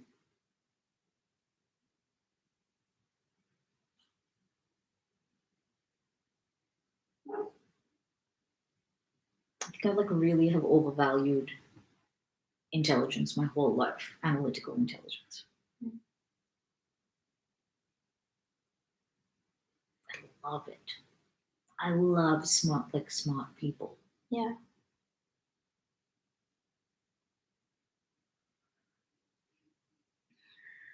And it's a way. It's a way to be.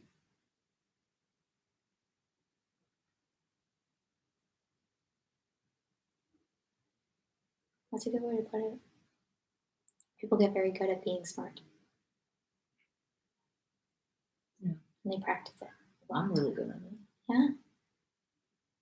And it's fun. But that's where, like, in some ways, that's where word games and stuff come. Like, everything I love about language, I think, is from there. Mm-hmm.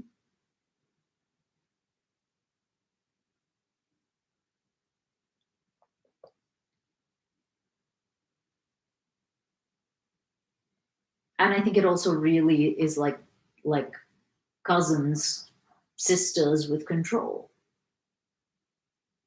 Meaning, again, there's something about my insane boyfriend, the like questions are oppressive, that one. Yeah. Okay. He was almost like, why do you have to understand everything? And I was like, have we not met? Like, Yeah. because I'm standing here. Right. Um, forget what I was going to say.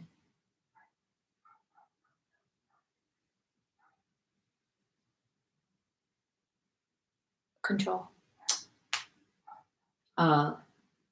So I think that the way that I have gotten control in my life is through thinking. Like I can like outmaneuver myself and a bunch of other people.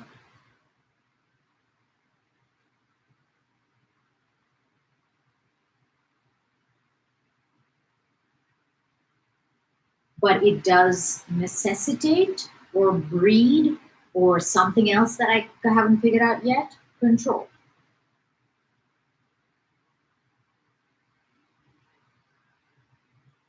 But the more you need control, the more you need control.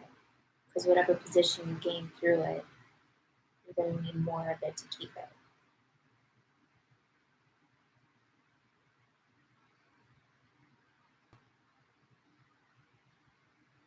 Right. I guess I haven't figured out what the what the connection is between coming from an analytical place that is very something about being analytical and control.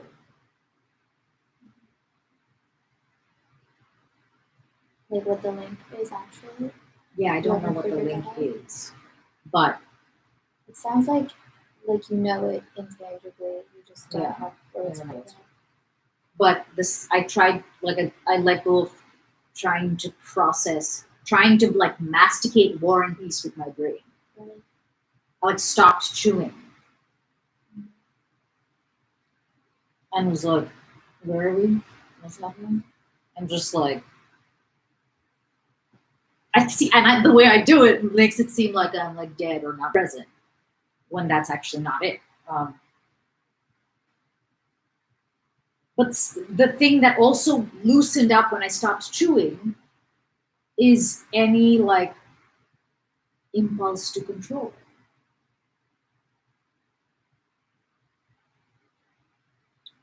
It sounds like instead of controlling it, you're just present.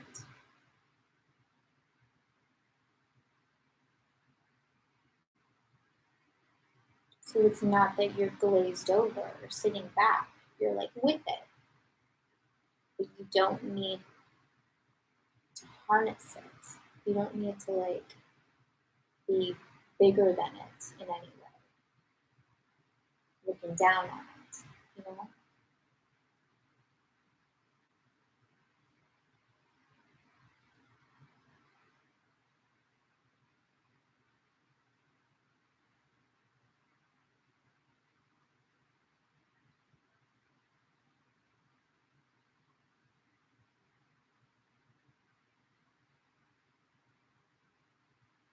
Yeah, and I stopped chewing.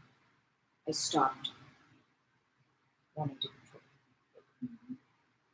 or the control went away. Like this, I don't have any other way to control other than chew the way that I chew things in this way.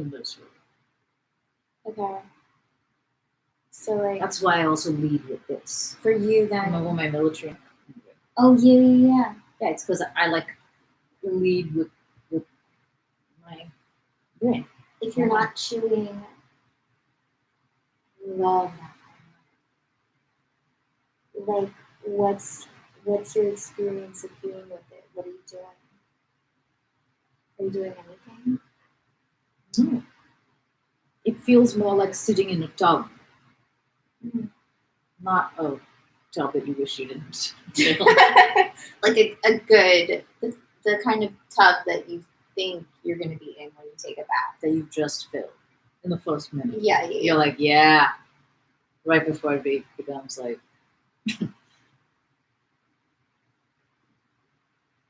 I feel like I'm at a party with it, whatever the age is.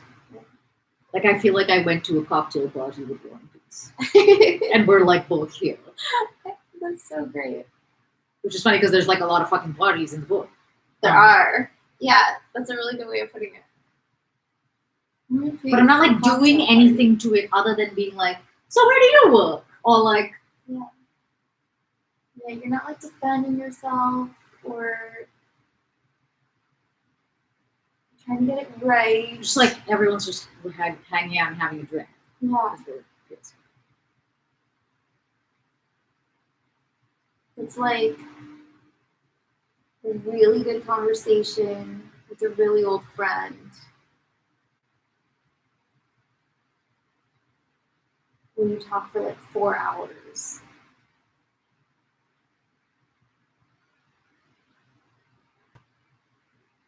And you could keep on talking for another 7.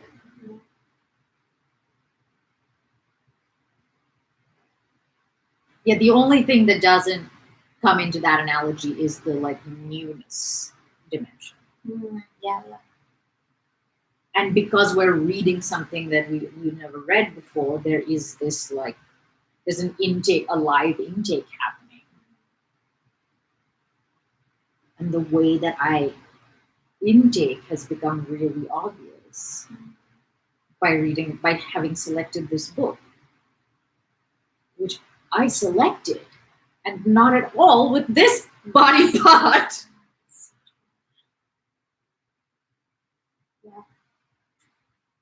It's like you knew what you needed.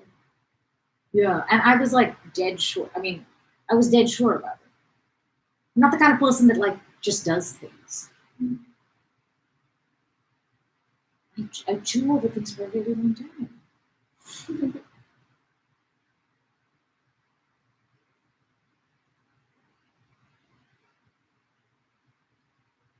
Yeah, the way you presented this felt more like that woman who's like sees that someone has a fly in their soup or something, whatever it is. But it seemed like it'd be good if we did this. Yeah. And I was like, oh, sure, let's do that. And then I think there was just one day it was like, all right, we're going live now. Mm-hmm. And what's funny about it is that it turns out there are all these analytically sound reasons to be doing it, because all these like people who are doing like head chewing are like, here's why this is a great book to read during the pandemic. Or there's all this like, so like there's all this stuff to be true. That's so funny.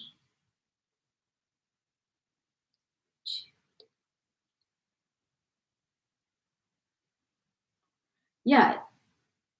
Somehow by not trying to understand everything,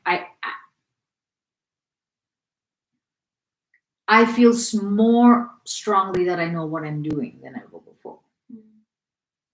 Even though I'm like not doing the thing that I normally That makes absolute sense. do. Yeah.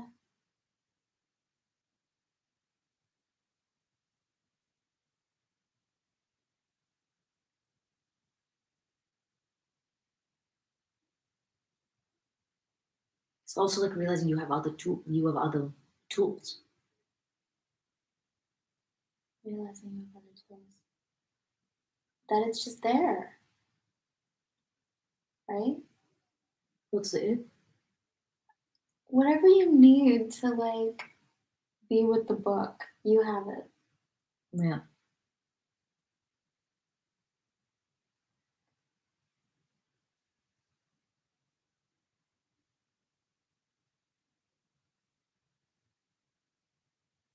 It feels like somebody who's only ever.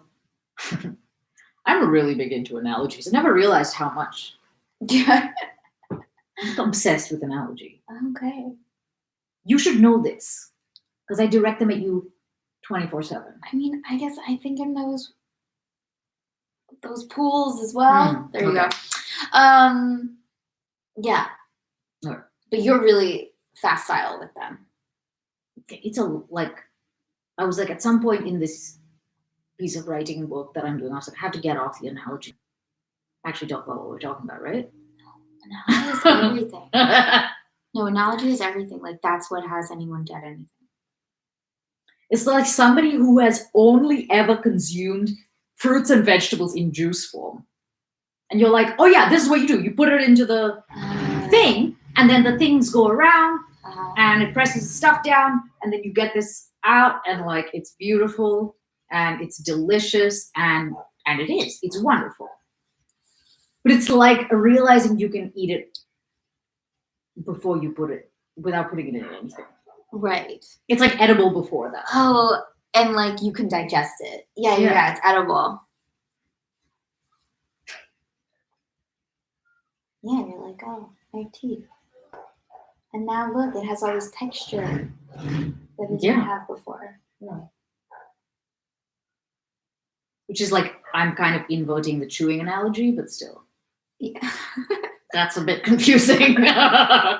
You really have to let go of the chewing analogy to embrace this new analogy. Now that I don't have to chew, I can finally chew my food. That was a very confusing segue. Oh my God.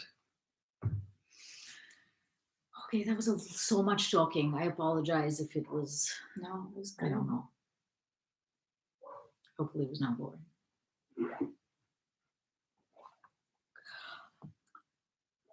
Imagine if coronavirus saved my life. That'd be cool.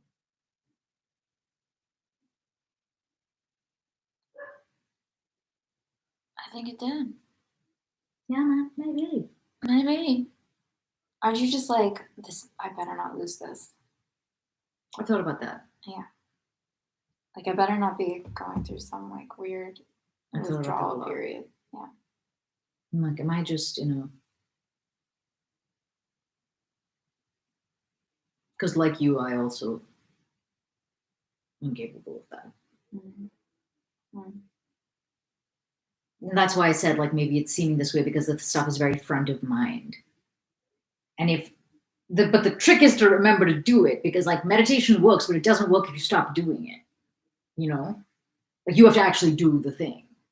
In the same way, like if I let this recede somewhere back there, then I will lose it temporarily because it won't be here. But maybe not. Maybe something is like weirdly clicked. It is possible. It is possible. I think it is. And I think even if something like the world comes rushing back in, let's say it does, you'll still remember. I don't think you can unsee this now that you've seen it. I hope that's true. I know I've told you this before, but I used to come back from India and get on the subway, and I'd be like, look at everyone's face. Because my body was just different. Yeah. From being there. There's not nearly as much compression there. So I'd like feel like my face muscles were relaxed and I was like smiling. And people, I think, feel like that when they get back from vacations or whatever, that give them like a dramatic perspective shift. Yeah. But then they like get sucked back in eventually. I guess what I'm saying is, even if it is the kind of thing that wears off, you have the ability to bring it back, like you do with meditating, by just doing it again, Yeah. like starting to meditate again, right? Like, so. And the whole point of one of the major points that I got from him the other day was that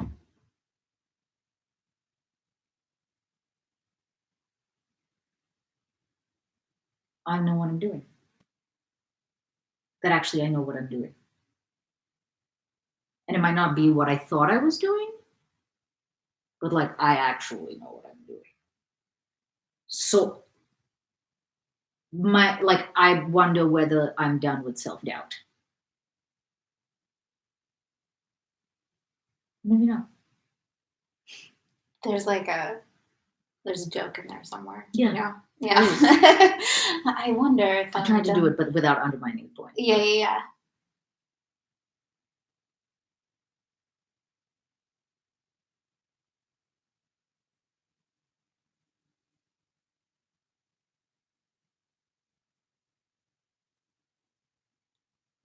You do know what you're doing.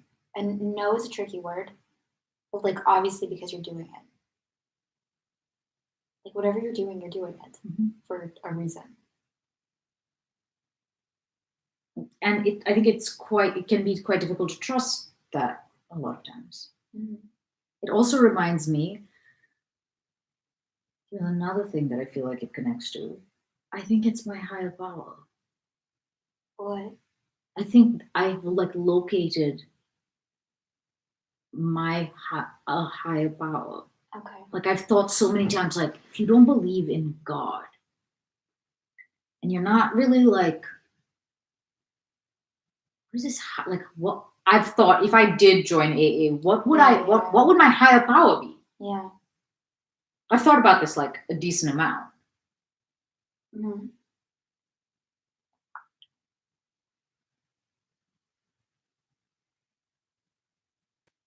And I think that's her. She's it. This is it.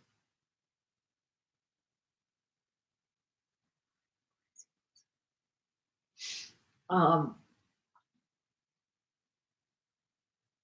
because what your higher power gives you is like a kind of reinforcement that you're doing. That's like why you think you're on a good path, because you're like, oh, there's something mandated. Otherwise, you're just like, God, my mind is not.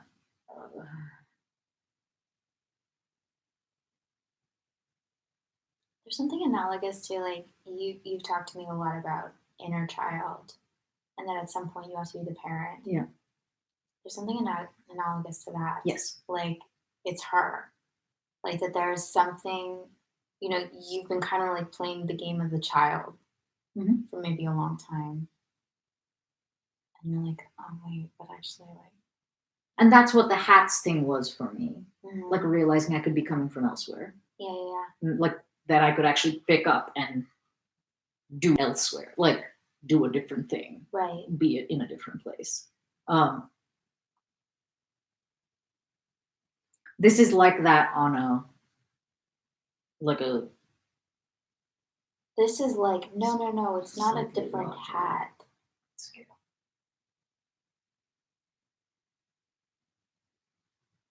Because all of those hats were still within this. Exactly. There's something kind of made up about it. Like, oh yeah, I can try that. Like, or maybe it's in my wardrobe, but it's on the same plane. Mm-hmm. Mm-hmm.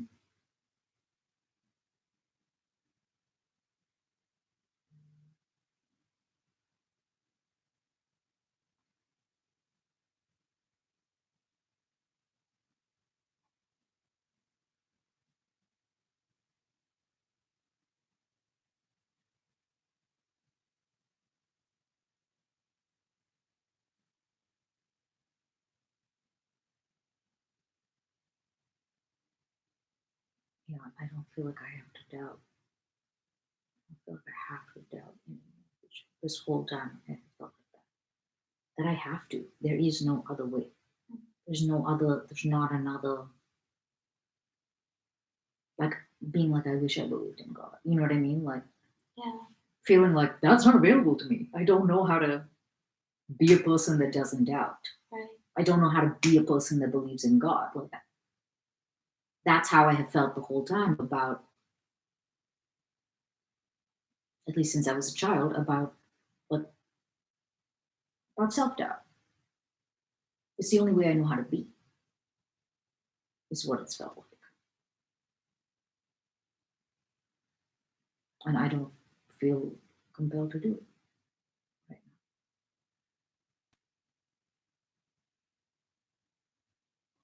So even if it is fleeting or whatever, like just I think it is. It matters to know the space is there, Mhm. that the space exists.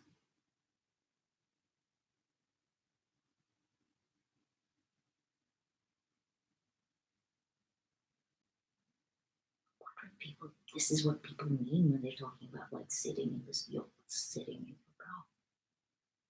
You know that whole that like cliche about something about a seat,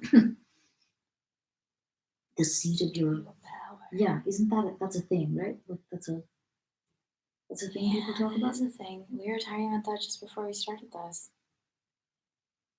Yeah, because of the word power. Yeah. I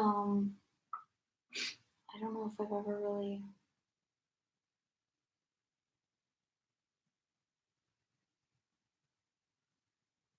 I'm not scared to be wrong anymore because I know I'm not.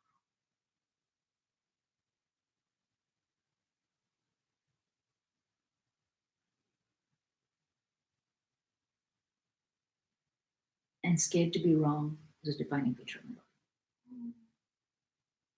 Like I'm not entirely sure like what I'll do with all this wit.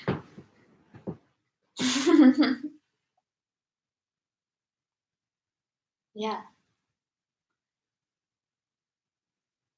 Like if you're not sitting around doubting yourself, like what do you do with your day? Oh, I understand that. Yeah, and if you're not trying to get it and figure it out. Right. I didn't realize I had a thing as like you do about getting it. I think most people do. Yeah.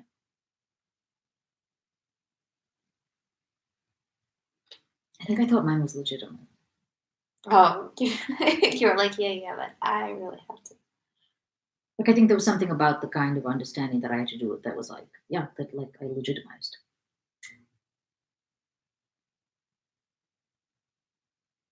And I think you also took a lot of power from it. Because I think you did feel like you got a lot of things. Yes. Because chewing works. Yeah. And I like doing it. Like it's fun.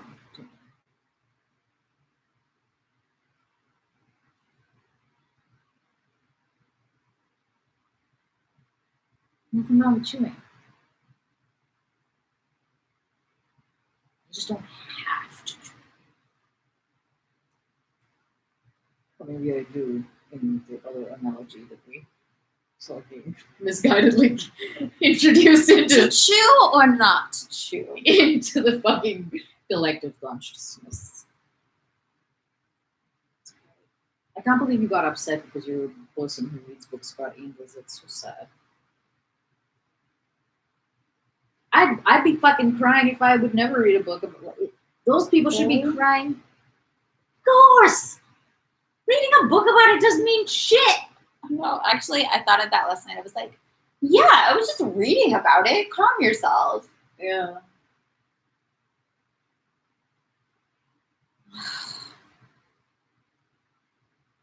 Shame. It's another classic Stefan. He is really funny. Shame.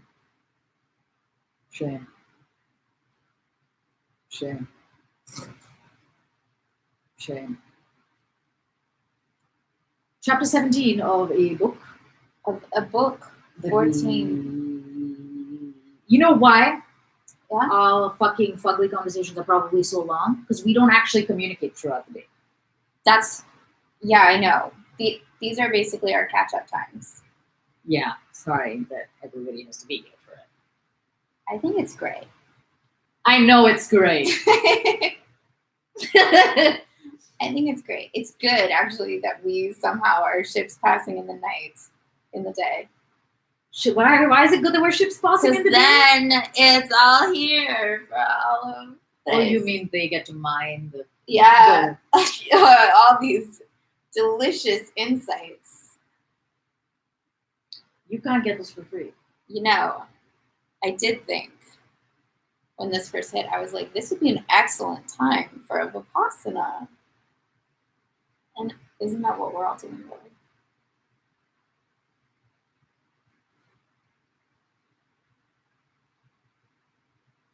I've always wondered what the borders of Vipassana are, though. Like borders. I think typing stuff is talking. I think writing stuff is probably talking. Like, I don't think I'm allowed to write stuff with Vipassana. I think you just have to, like, sit. Sit in it. I think you just have to fucking cook in it. Just meditate. Eating must feel so exciting. Not even for like the hunger satisfaction. It's just to be able to do anything. Oh, I thought you were going to say, just to get to move your mouth. Kind of, yeah. Like taste and chew and drink, slurp. It would be like, yes. I think that's what people get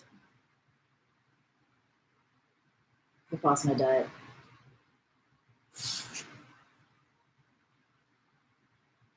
I also gotten awfully casual about my meal plan ever since I Oh no! developed a power higher than You're like, I just need to trust myself.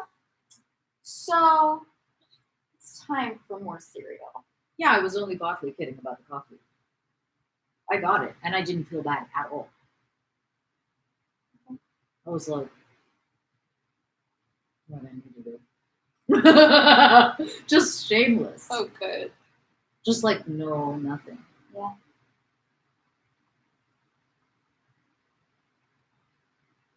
I wonder if my higher self knows how to make bread. Of course she does. All yourselves know how to make bread. You're unhappy with how it turned out. It's so flat. It tastes amazing though. Actually, this loaf, like, good tasting bread, but it is flat as a pancake. Then, I mean, why do I care then about that? If it tastes fantastic, I guess that's true. like why should I care that it's flat? It's not what you're supposed to do. But like, what? Isn't tasting the whole point of food? I mean, also nutrition and stuff, but Yeah, but like aesthetic pleasure is a thing too. yeah, but who decided that floofy is aesthetically superior to non-floofy? I mean, I'm very taken in by foods that look good as opposed to foods that do not. I want my food to look good. Yeah, I don't have that at all. Yeah. That's why the micro sprouts. That's why always the been very garnish. You know who you have this in common with? My brother-in-law is very, Oh, yeah.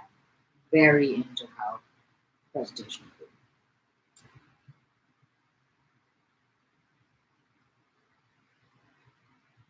I can be worse about it than I am. I did put a few leaves of cilantro on my avocado toast yesterday, Ooh. but they were pulling their weight flavor wise. Also, fucking asking you shall receive. I asked you for an avocado. Yeah. And you were like, it's here if you want it or whatever. Yeah. And I was like, no, because there's no other ripe ones. I had an avocado. Oh, good. Manifesting. Fucking manifested the shit out of a ripe ass avocado. I was like, oh, but this has been here for too long. There's no way it's. Oh my god, that's so magic. I know, especially because I am hardwired to fuck up avocados. I miss it every time. Yeah. I miss the boat every time. I'm very envious of your mastery with figuring out when's the right time for an avocado, because The avocado whisperer. Yeah. Are you ready? Yeah. My parents do that too, by the way, and it drives me crazy. Oh my God, it drives me crazy. I get so anxious about it. What drives you crazy? They don't take care of their avocados. They just leave them out until they're rotten. And I'm like, it's not cheap either. They live in Montreal. Like, avocados are hard to come by. Oh wow. And they just, So they like pay $6 an avocado and then watch it. yeah.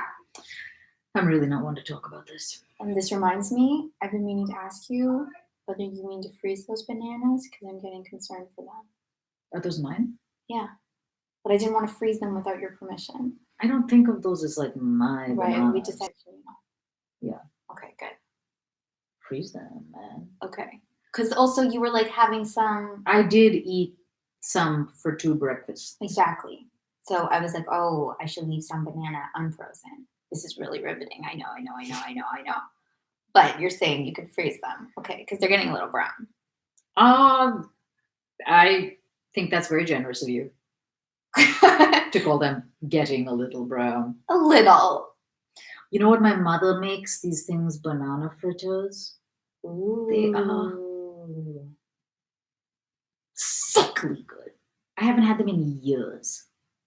I almost feel like my higher self is telling me to make banana fritters. Is it just fried banana? I'm abusing it now, but they have to be like done. Yeah.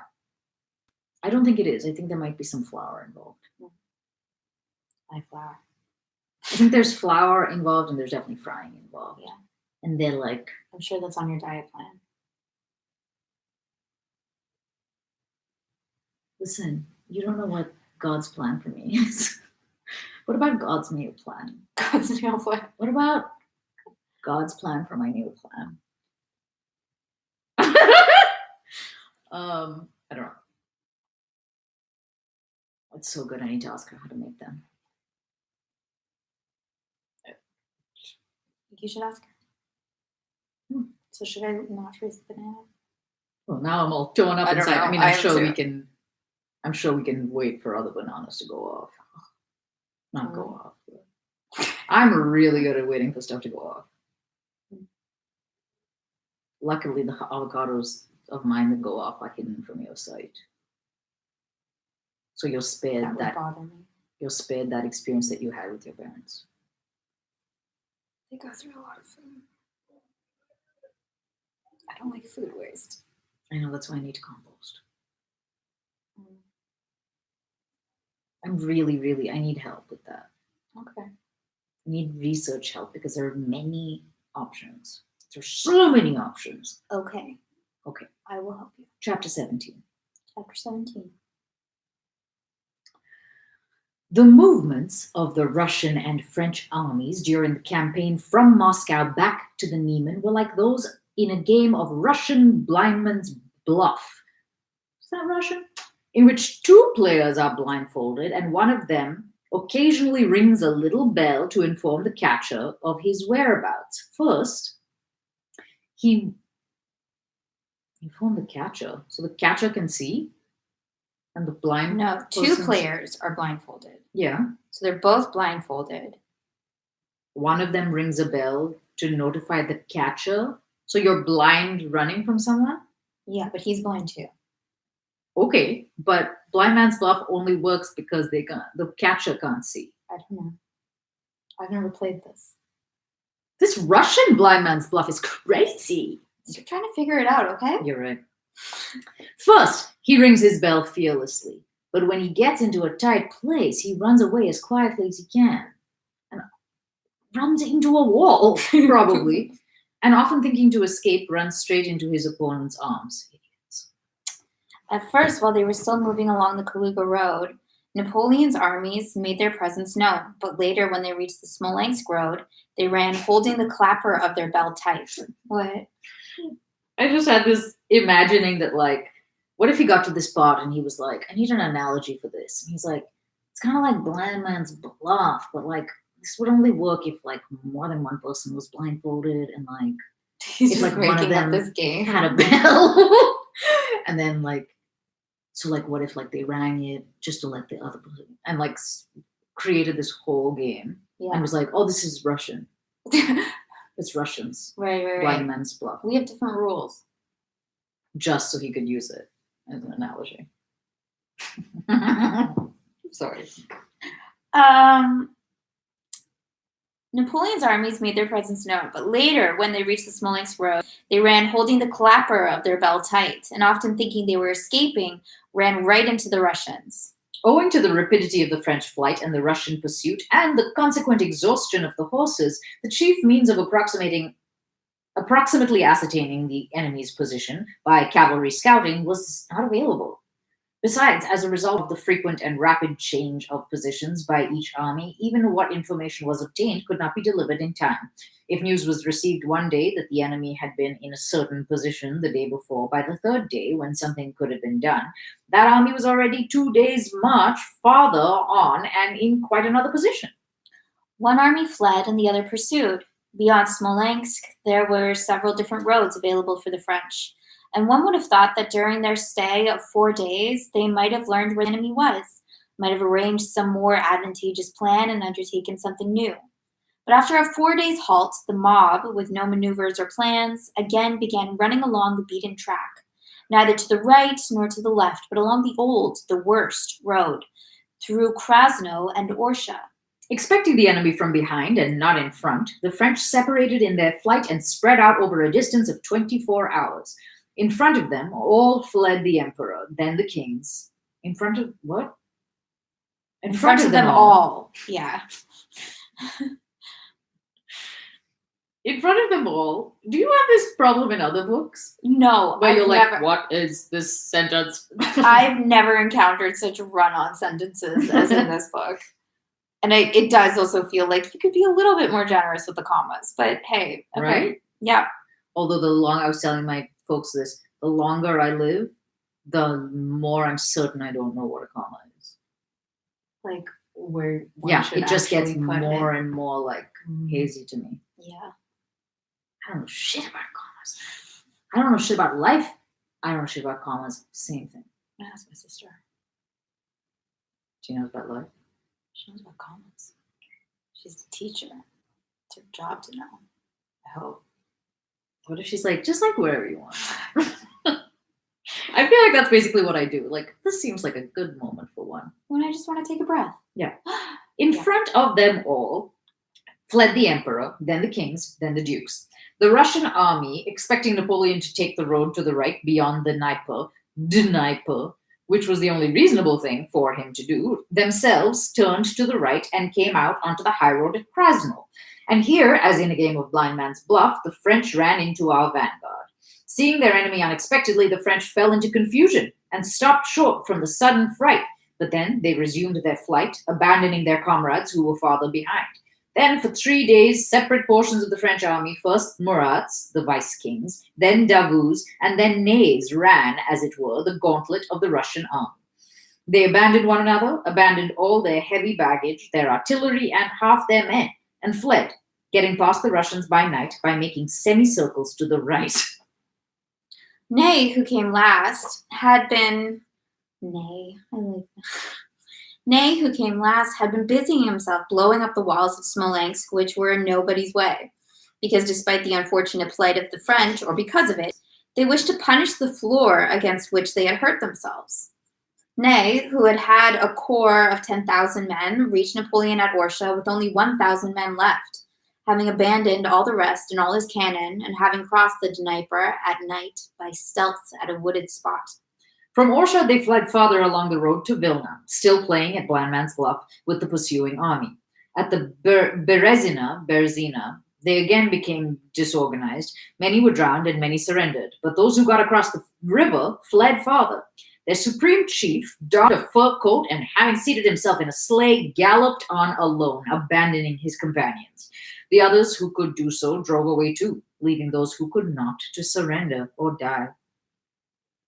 Shit got dark with the French fast. Seriously, right? Remember that sentence yesterday that was like, and then they killed each other? Yeah. I was like, what? I do think I know historians don't know anything. I do think I'm going to have to go back once we're done this and be like, What happened with the French? Like, why did they just collapse in on themselves? You're only going to get the lies of historians. I want them. You're going to get the Give me fake news lies. of the fake history. Yeah, fake history. God. Chapter 18. This campaign consisted in a flight to the French, during which they did all they could to destroy themselves. From the time they turned onto the Kaluga road to the day their leader fled from the army, none of the movements of the crowd had any sense. So one might have thought that regarding this period of the campaign, the historians, who attributed the actions of the mass to the will of one man, would have found it impossible to make the story of the retreat fit their theory. But no! Mountains of books have been written by the historians about this campaign, and everywhere are described Napoleon's arrangements, the maneuvers and his profound plans which guided the army, as well as the military genius shown by his marshals. The retreat from Maloyaroslavets, when he had a free road into a well-supplied district and the parallel road was open to him, along which Kutuzov afterwards pursued him, this unnecessary retreat along a devastated road is explained to us as being due to profound considerations. Similarly profound considerations are given for his retreat from Smolensk to Orsha. Then his heroism at Krasno is described, where he is reported to have been prepared to accept battle and take personal command, and to have walked about with a birch stick and said, J'ai assez fait l'empereur. Il est temps de faire le général. I've acted the emperor long enough. It's time to act like the general. But nevertheless, immediately ran away again, abandoning to its fate the scattered fragments of the army he left behind. Then we are told of the greatness of soul of the marshals, especially of Ney, a greatness of soul consisting in this, that he made his way by night around through the forest and across the Dnieper and escaped to Orsha, abandoning standards, artillery, and 9/10 of his men. And lastly, the final departure of the great emperor from his heroic army is presented to us by the historians as something great and characteristic of genius. Even that final running away, described in ordinary language as the lowest depth of baseness which every child is taught to be ashamed of, even that act finds justification in the historian's language. This is basically like reading history, right? Yeah, You don't have to do it. There you go. He answered, he was like, I know what you're thinking right now. Let me do it for you. Yeah. When it is impossible to stretch the very elastic threads of historical ratiocination, what the fuck word is that? Ratiocination? I don't know. Ratiocination? I'm totally guessing with Ratiocinate.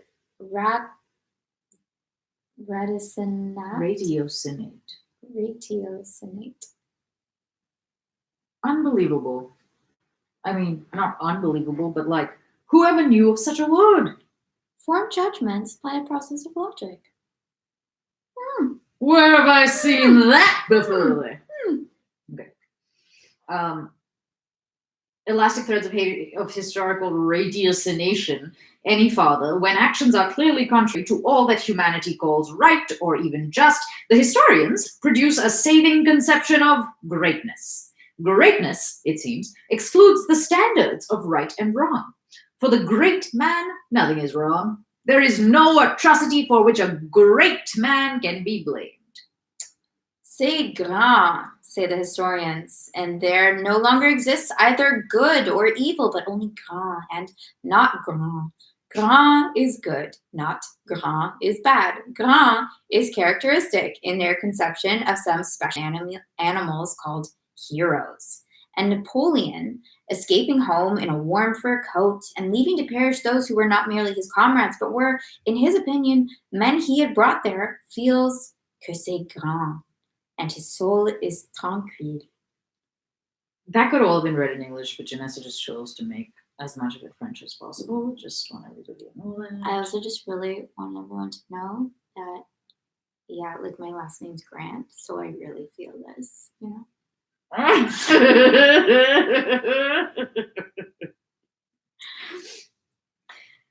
Du sublime. He saw something sublime in himself. Au ridicule, il n'y a qu'un pas. What does that mean? From the sublime to the ridiculous is but a step. Said he. And the whole world for 50 years has been repeating sublime, grand, Napoleon le Grand, du Sublime au ridicule, il n'y a qu'un pas. Whatever. And it occurs to no one that to admit a greatness not commensurable with the standard of right and wrong is merely to admit one's own nothingness and immeasurable meanness.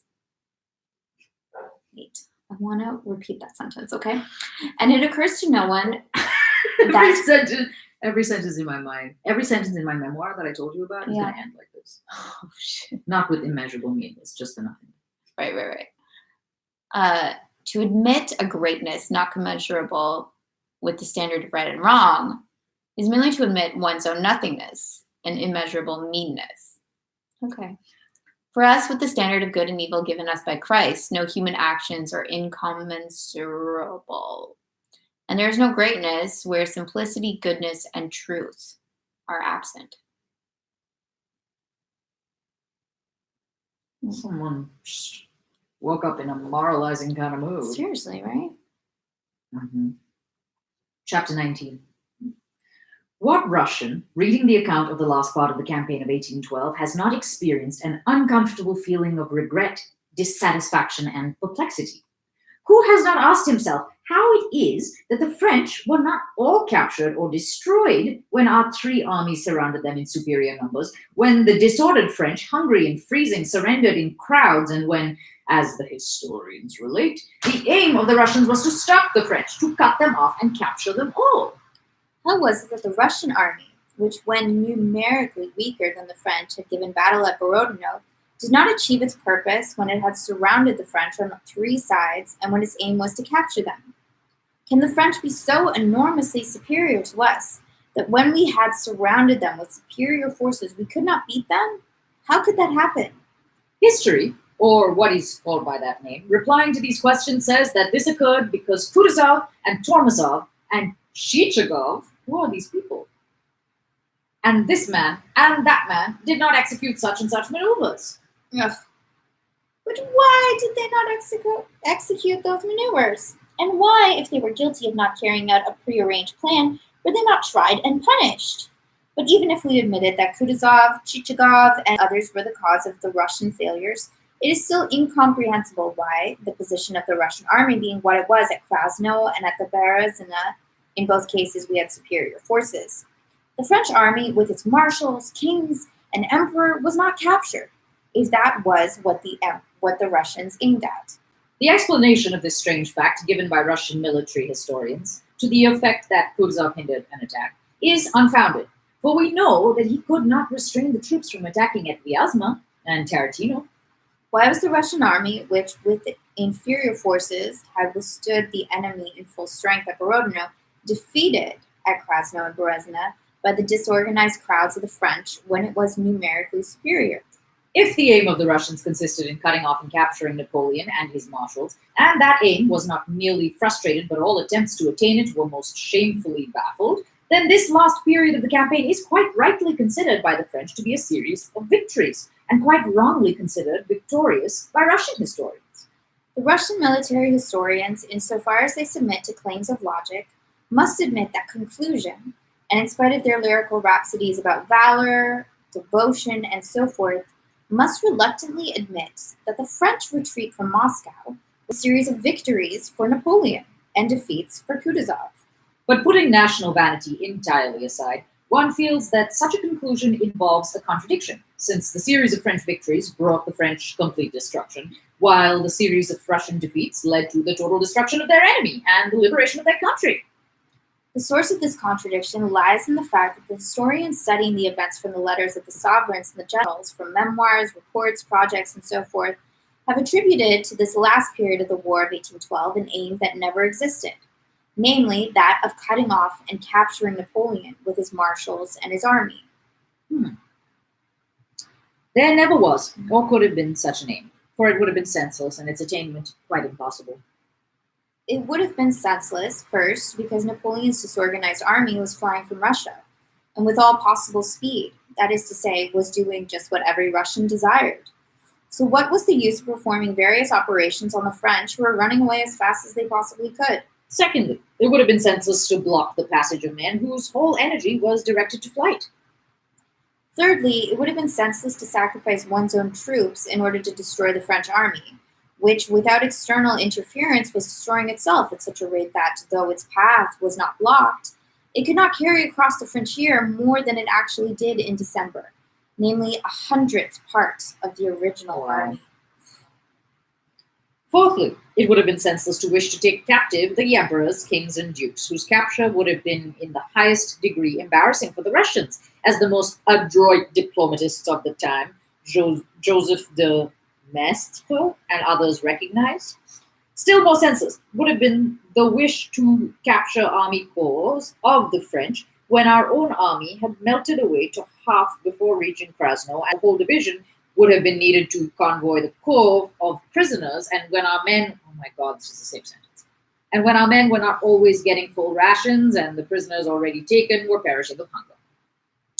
All the profound plans about cutting off and capturing Napoleon and his army were like the plan of a market gardener, who, when driving out of his garden, a cow. Wait, what are we getting into? This is an analogy. Okay. I am on board, buddy. All the profound plans about cutting off and capturing Napoleon and his army were like the plan of a market gardener, who, when driving out of his garden, a cow that had trampled down the beds he had planted should run to the gate and hit the cow on the head. The only thing to be said in excuse of that gardener would be that he was very angry. But not even that could be said for those who drew up this project, for it was not. What a good analogy. What? You know, it's like when your cow tramples a field and It's you not hit it your on cow. the head. No, It's a different cow. it's a cow, but you hit it. They're trampling your field, though. Yeah. And so why would you hit the cow? Because you're driving out of your garden. Yeah, to market. Oh, driving out of your garden. Oh, I thought he was driving out of his garden to the market. So he's like, just gonna swerve and get this cow that's been trampling my farm. Okay, it's a much more noble analogy than it was seen. all right. But not even that could be said for those who drew up this project, for it was not they who had suffered from the trampled beds.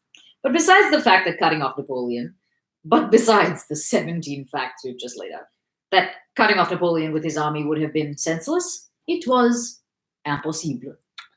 It was impossible. First, because experience shows that a 3-mile movement of columns on a battlefield never coincides with the plans.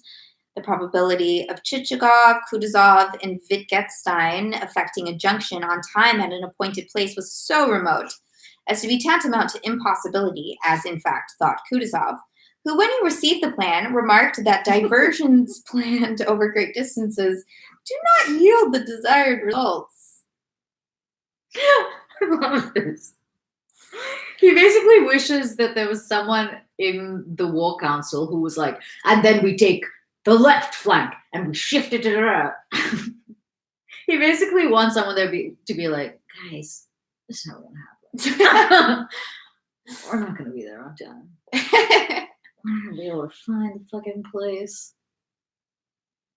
This guy's always late. Like, so casual and not at all. That's not like Empowered. Kutuzov. Yeah.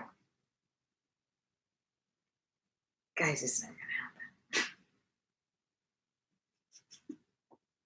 Except he doesn't even say that. He just kind of falls asleep. Because there's no point in saying that. Mhm. But I find that to be a really hilarious presence in a war council. Some guy who's like, just like thinks everyone's really lazy and like probably even if they try really hard, are probably not gonna make it. Like when you're like out drinking and then someone's like, yeah, I'm gonna go to Barry's boot camp at 9 a.m. and you're like, oh, okay, I'm gonna try to make it.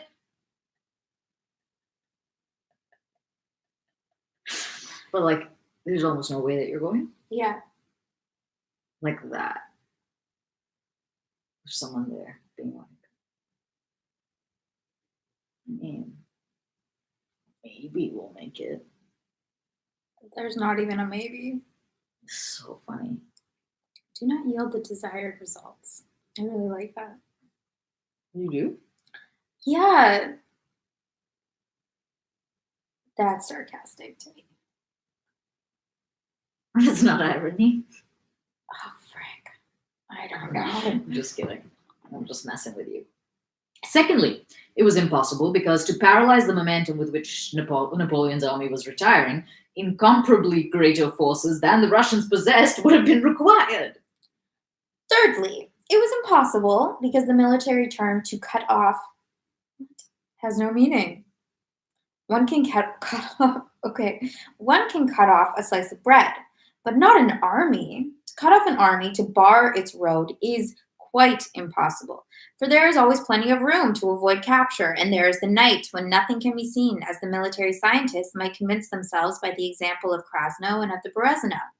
It is only possible to capture prisoners if they agree to be captured, just as it is only possible to catch a swallow if it settles on one's hand. Men can only be taken prisoners if they surrender according to the rules of strategy and tactics, as the Germans did. Oh, the Germans did something right. I don't know if it's right, or that might be. As the Germans did, they allowed themselves to be surrendered or taken, whatever. But the French troops, quite rightly, did not consider that this suited them, since death by hunger and cold awaited them in flight or captivity alike. We've overlooked one serious the point of vengeance from Leo Tolstoy, and that is that I'm pretty sure he wanted to be in the ROTC, the student military something, Okay. and they were like, no, you're way nerdy for this. And he's like, but guys, I can be a spotter or a gunner. He definitely wants to be a soldier. He's pure. Yeah. So he's like, first of all, that wouldn't even make sense because it's night. So your strategies don't even make any sense. Right. Yeah. He's so insecure, and he's like, also we would need way more numbers to do that. Also, to cut off isn't a thing. You could cut off bread. You could cut off bread, but can you cut off an army? I don't think so. I feel like he's taking revenge against. Yeah. He's A been holding doctor, a grudge, and he's like, a finally, German. it's time. It's time for me to speak. Yeah, I think he hates this one person, this one man, or these 3 boys more than he hates the German, the doctor, the historian. Was that it? German doctors, historians.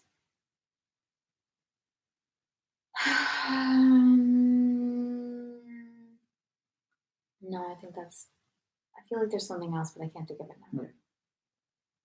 Okay. I don't know what age he was when he wrote this. That's possible. I just suddenly imagine, what if he's just so small-minded and he's like, But I think he's been holding on to this. I'm literally wondering. I'm like, right. So this was written in 1860 something. I don't know how old he was. It's conceivable that he wanted to fight. and then he was like, fine, I'm just going to write a book about how fucking stupid war is. And One day- how stupid every soldier, how stupid everyone who's ever making any decisions in war is, because none of them know even what's happening ever. And everyone thinks that they're participating in war and that they're the cause of these great things, but they're not. No one's the cause of anything, okay? So you might as well not do it at all. So I was right to not. I feel like that's what this is.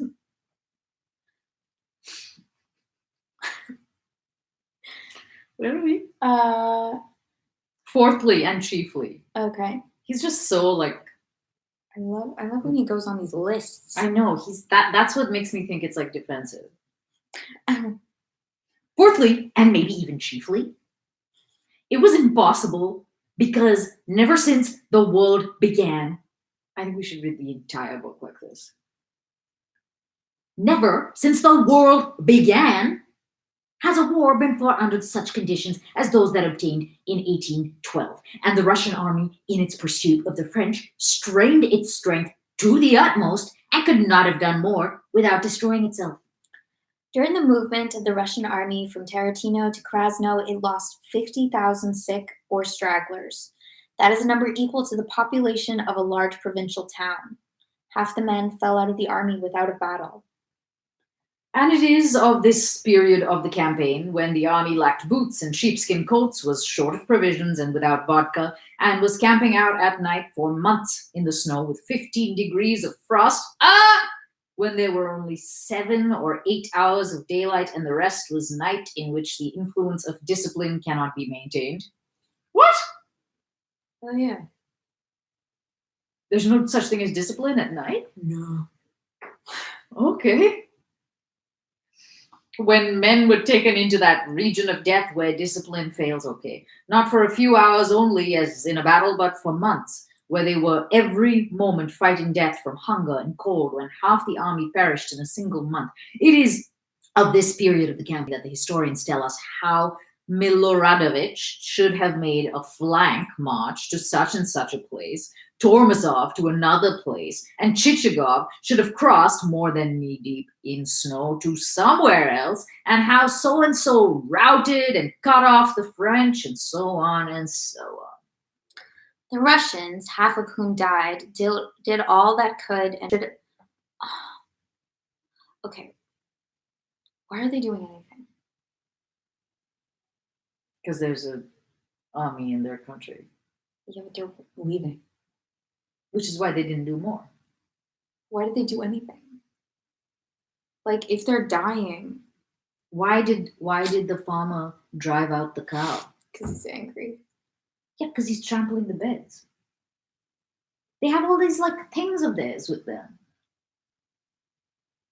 Is that why? No, it's like patriotism, theft. It's all there's like But if numerous. people are dying, not worth it. Worth it.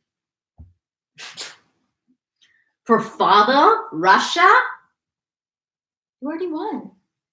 they don't know that because they didn't do it yet. I just think it's a lot of deaths. They don't know the end of the book like we do. Right. They don't know how this history unfolded so well as we do. It seems like throwing rocks at someone who's already running away. Yeah, but if someone has invaded your fucking country and taken over your capital and burned it to the ground and stolen everything, you're unlikely to be chill as they walk away. Yeah, I get that they're not chill. Well, But this is not chill. logically, don't lose your men over a battle you've already won. But like, even did you see the merry band? Like, they individually care about this. Yeah. Just a lot of death. What's a little death in? I don't know. Yeah. So are people. The Russians, half of whom died, did all that could and should have been done to attain an end worthy of the nation, and they are not to blame, because other Russians sitting in warm rooms proposed that they should do what was impossible. All that strange contradiction, now difficult to understand between the facts and the historical accounts, only arises because the historians dealing with the matter have written the history of the beautiful words and sentiments of various generals and not the history of the events. To them, the words of Miloradavic seem very interesting, and so do their surmises and the rewards this or that general received. But the question of those 50,000 men who were left in hospitals and in graves does not even interest them, for it does not come within the range of their investigation. Yet one need only discard the study of the reports and general plans to consider the movement of those hundreds of thousands of men who took a direct part in the events, and all the questions that seemed insoluble easily and simply receive an immediate and certain solution. The aim of cutting off Napoleon and his army never existed, except in the imaginations of a dozen people. A dozen. Give or take none. It could not exist because it was senseless and unattainable. The people had a single aim: to free their land from invasion. That aim was attained in the first place of itself as the French ran away, and so it was only necessary not to stop their flight. Secondly, it was attained by the guerrilla warfare which was destroying the French. And thirdly, by the fact that a large Russian army was following the French, ready to use its strength in case their movement stopped. Has he answered your questions? Okay. The Russian army had to act like a whip to a running animal, and the experienced driver knew it was better to hold the whip raised as a menace than to strike the running animal on the head. Book 14 over. Oh, 1812 to 1813. Back to the Future. Ooh. What are we living into? Who can say? What shall we wear? We're on the last book.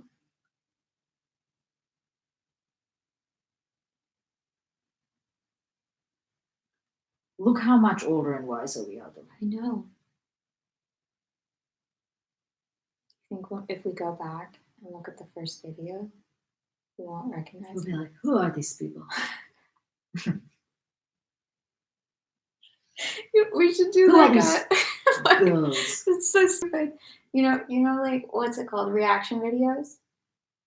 Yeah, we should do a reaction video. I agree. Yeah, a conversation of our conversation. A reaction video for every hour. For everything. Yes. Like a whole second series. Okay. Because Whatever you're going to say, yes. you're like, yeah, we need to reread the book. We don't need to reread the book. We just need to re-watch us reading the book for the first We didn't know that time. this whole time we were reading to ourselves. I mean, I kind of did, but I'm going to be like, that was not clear. Yeah, thanks a lot, boss dickhead. Oh my god. I almost want to do it. I almost want to do it. Except that it would be maybe the most boring thing to watch in the whole world. Do you think we could keep doing it too? What do you mean? Like, and then after we do that, then we No. watch our. No. No. Well, maybe, because who knows how we or the world will change and develop during the course of the making of our reaction video. Right. The second read? Who knows what that will be?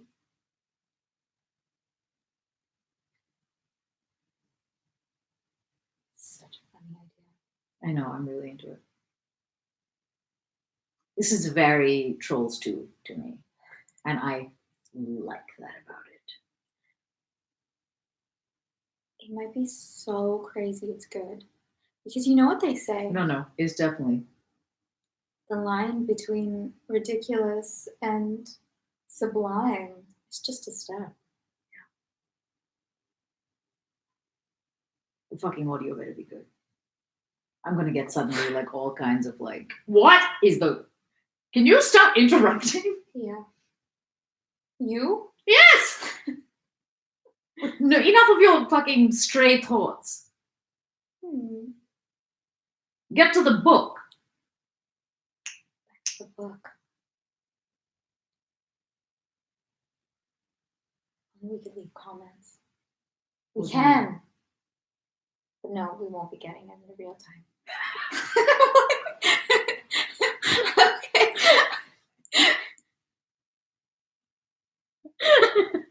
We can!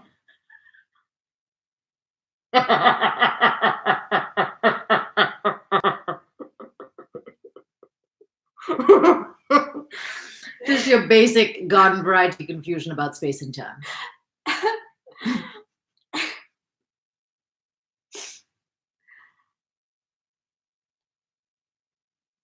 I'm into it. Great.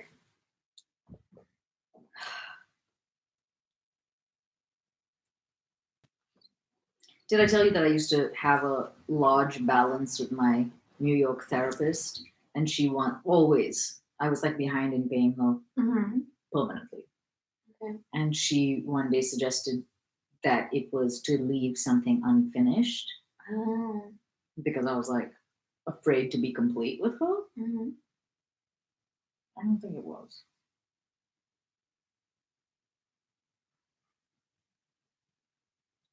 Yeah. Is this the one who didn't talk? Yes. You were like, no, I'm pretty sure I'm done with you. I was like, you just opened your mouth for the first time and that's your idea?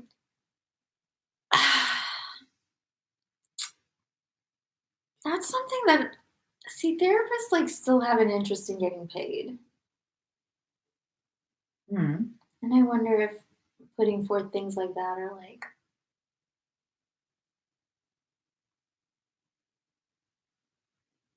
I mean, that's what you're suggesting is powerfully unethical.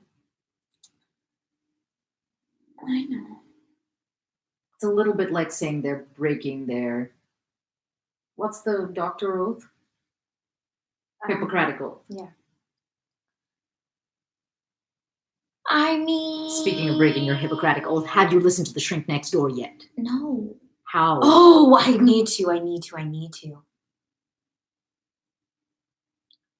Peep The Shrink Next Door if you haven't already. It's about a therapist-client relationship that is pretty next level. Oh, okay. Yeah, what's the movie? What's the what? Paul Rudd's gonna be in it too. Because they're turning it into a movie. They right? are? Or a show. They are?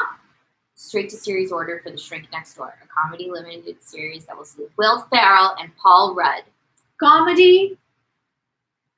I mean, dark comedy? I don't know. That's pretty fucked up for poor Marty. Apple. Is it? I mean, it's kind of like showcasing his shame in a way that is slightly callous. Potentially? Oh my god. I want to see this so bad.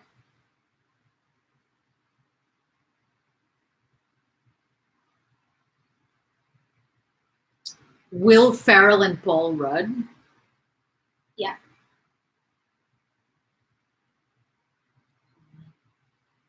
Paul Rudd, greatest of all time. Do you think that's good casting?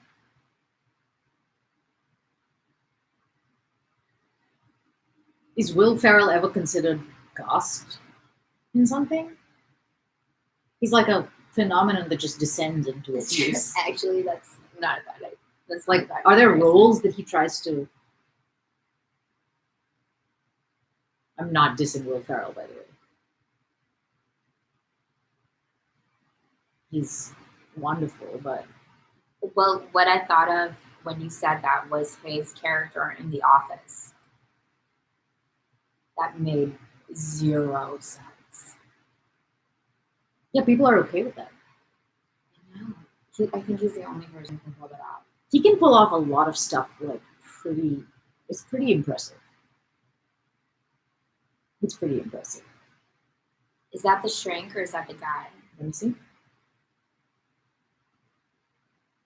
That's the shrink. But that's a picture of the two of them. Yeah. Okay. So, wait, was he younger? Yeah.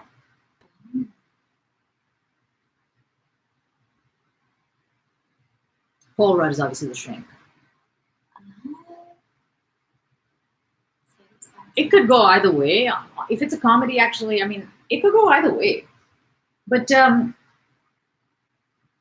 Paul Rudd is more like manipulative and conniving energy potential than Will Ferrell. Yeah. Yeah, I think you're right. Dr. Isaac Ike Hirschkopf Ike Hirschkopf. Rudd and his longtime patient Marty Markowitz. Is that really his name? Marty Markowitz. Right, Farrell. Over the course of their relationship, Ike slowly takes over Marty's life, even moving into Marty's home and taking over his family business.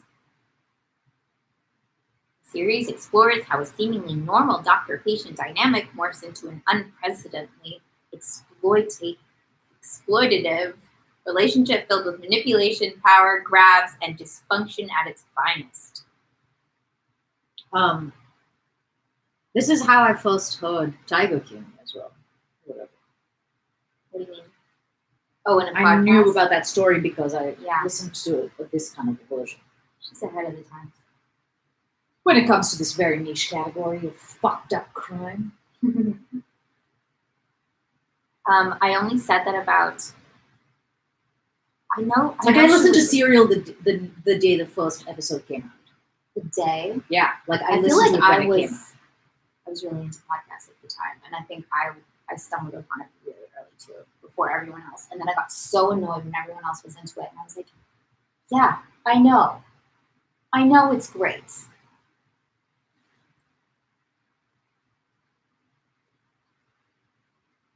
Sorry, I fully. Oh, I only brought up the thing about money because. So I stopped seeing my therapist in large part because I couldn't afford it anymore. But I definitely was like really freaked out by leaving her and was kind of clingy. And I mean, there were lots of like weird relationship dynamics that probably exist in every therapist patient situation. But I think I gave her some rope. So I was like, I don't know. rope. Rope meaning like I wasn't really Oh. presenting like a strong stance. I wasn't being like, I can't see you anymore. I was like, yeah, I really can't afford this anymore and I don't know what to do. And then she came back with like, well, you know, there's definitely things to explore with money. Like, maybe you should keep, maybe that's what we should like. Is that what she into. meant? I don't know now because I'm like, maybe. am I 'Cause that to remembering me- this differently. Sounds like potentially her saying, "We can talk about you paying less." No. It wasn't that. She did give me a bit of a sliding scale, but it was kind of like, oh, interesting. Now you want to get out of therapy because of money. And is like money a thing that has you get out of things?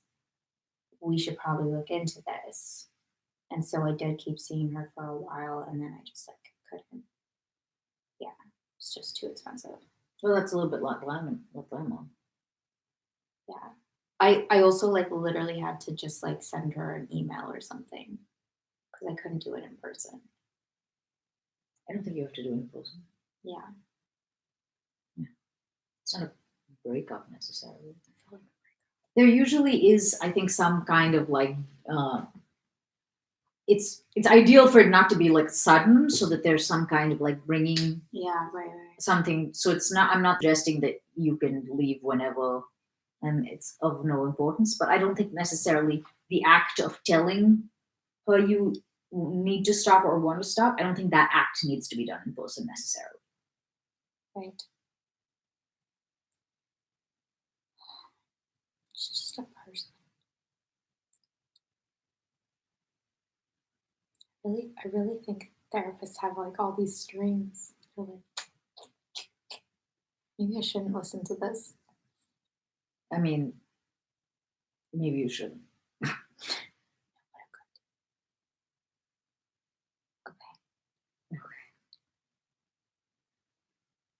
I don't know what to eat. Everyone. I know. I got frustrated this afternoon because I was like working on writing, and then I didn't want to like futz around with a bunch of stuff or make anything because I was trying to like get a bunch done. So I remembered that I had a protein cookie, Mm.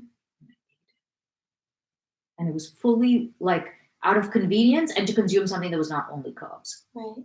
because it has protein in it. But I still got told by my phone, "You're not supposed to eat this many carbs a day." And I was like, But your phone? Yeah. What do you mean?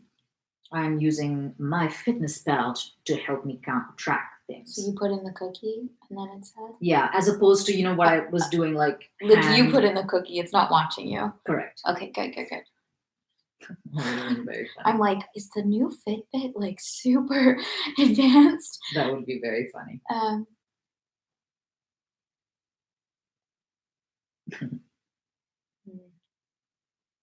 But Yeah. then- Eating a 420 calorie snack Those cookies are Will they're fuck hefty. you up. I know. I used to only be able to eat half of them. Yeah. That was a long time ago. Well, I ate a shit ton of ice cream, so A shit ton. like half a carton. That is a shit ton. Shit ton. What are you doing? I'm just. Why do I do this? That's the kind of thing that my mother does. As I'm very keen What's it called again? to it. I don't know. There's a word for it. There's like a scientific word. You Is just there? pick it yourself. RFRBs or something. Oh. Self mutilation. Okay. Okay. Good night. Good night. Good so long. Farewell. Auf Wiedersehen. Adieu. Adieu. Adieu to you and you and you.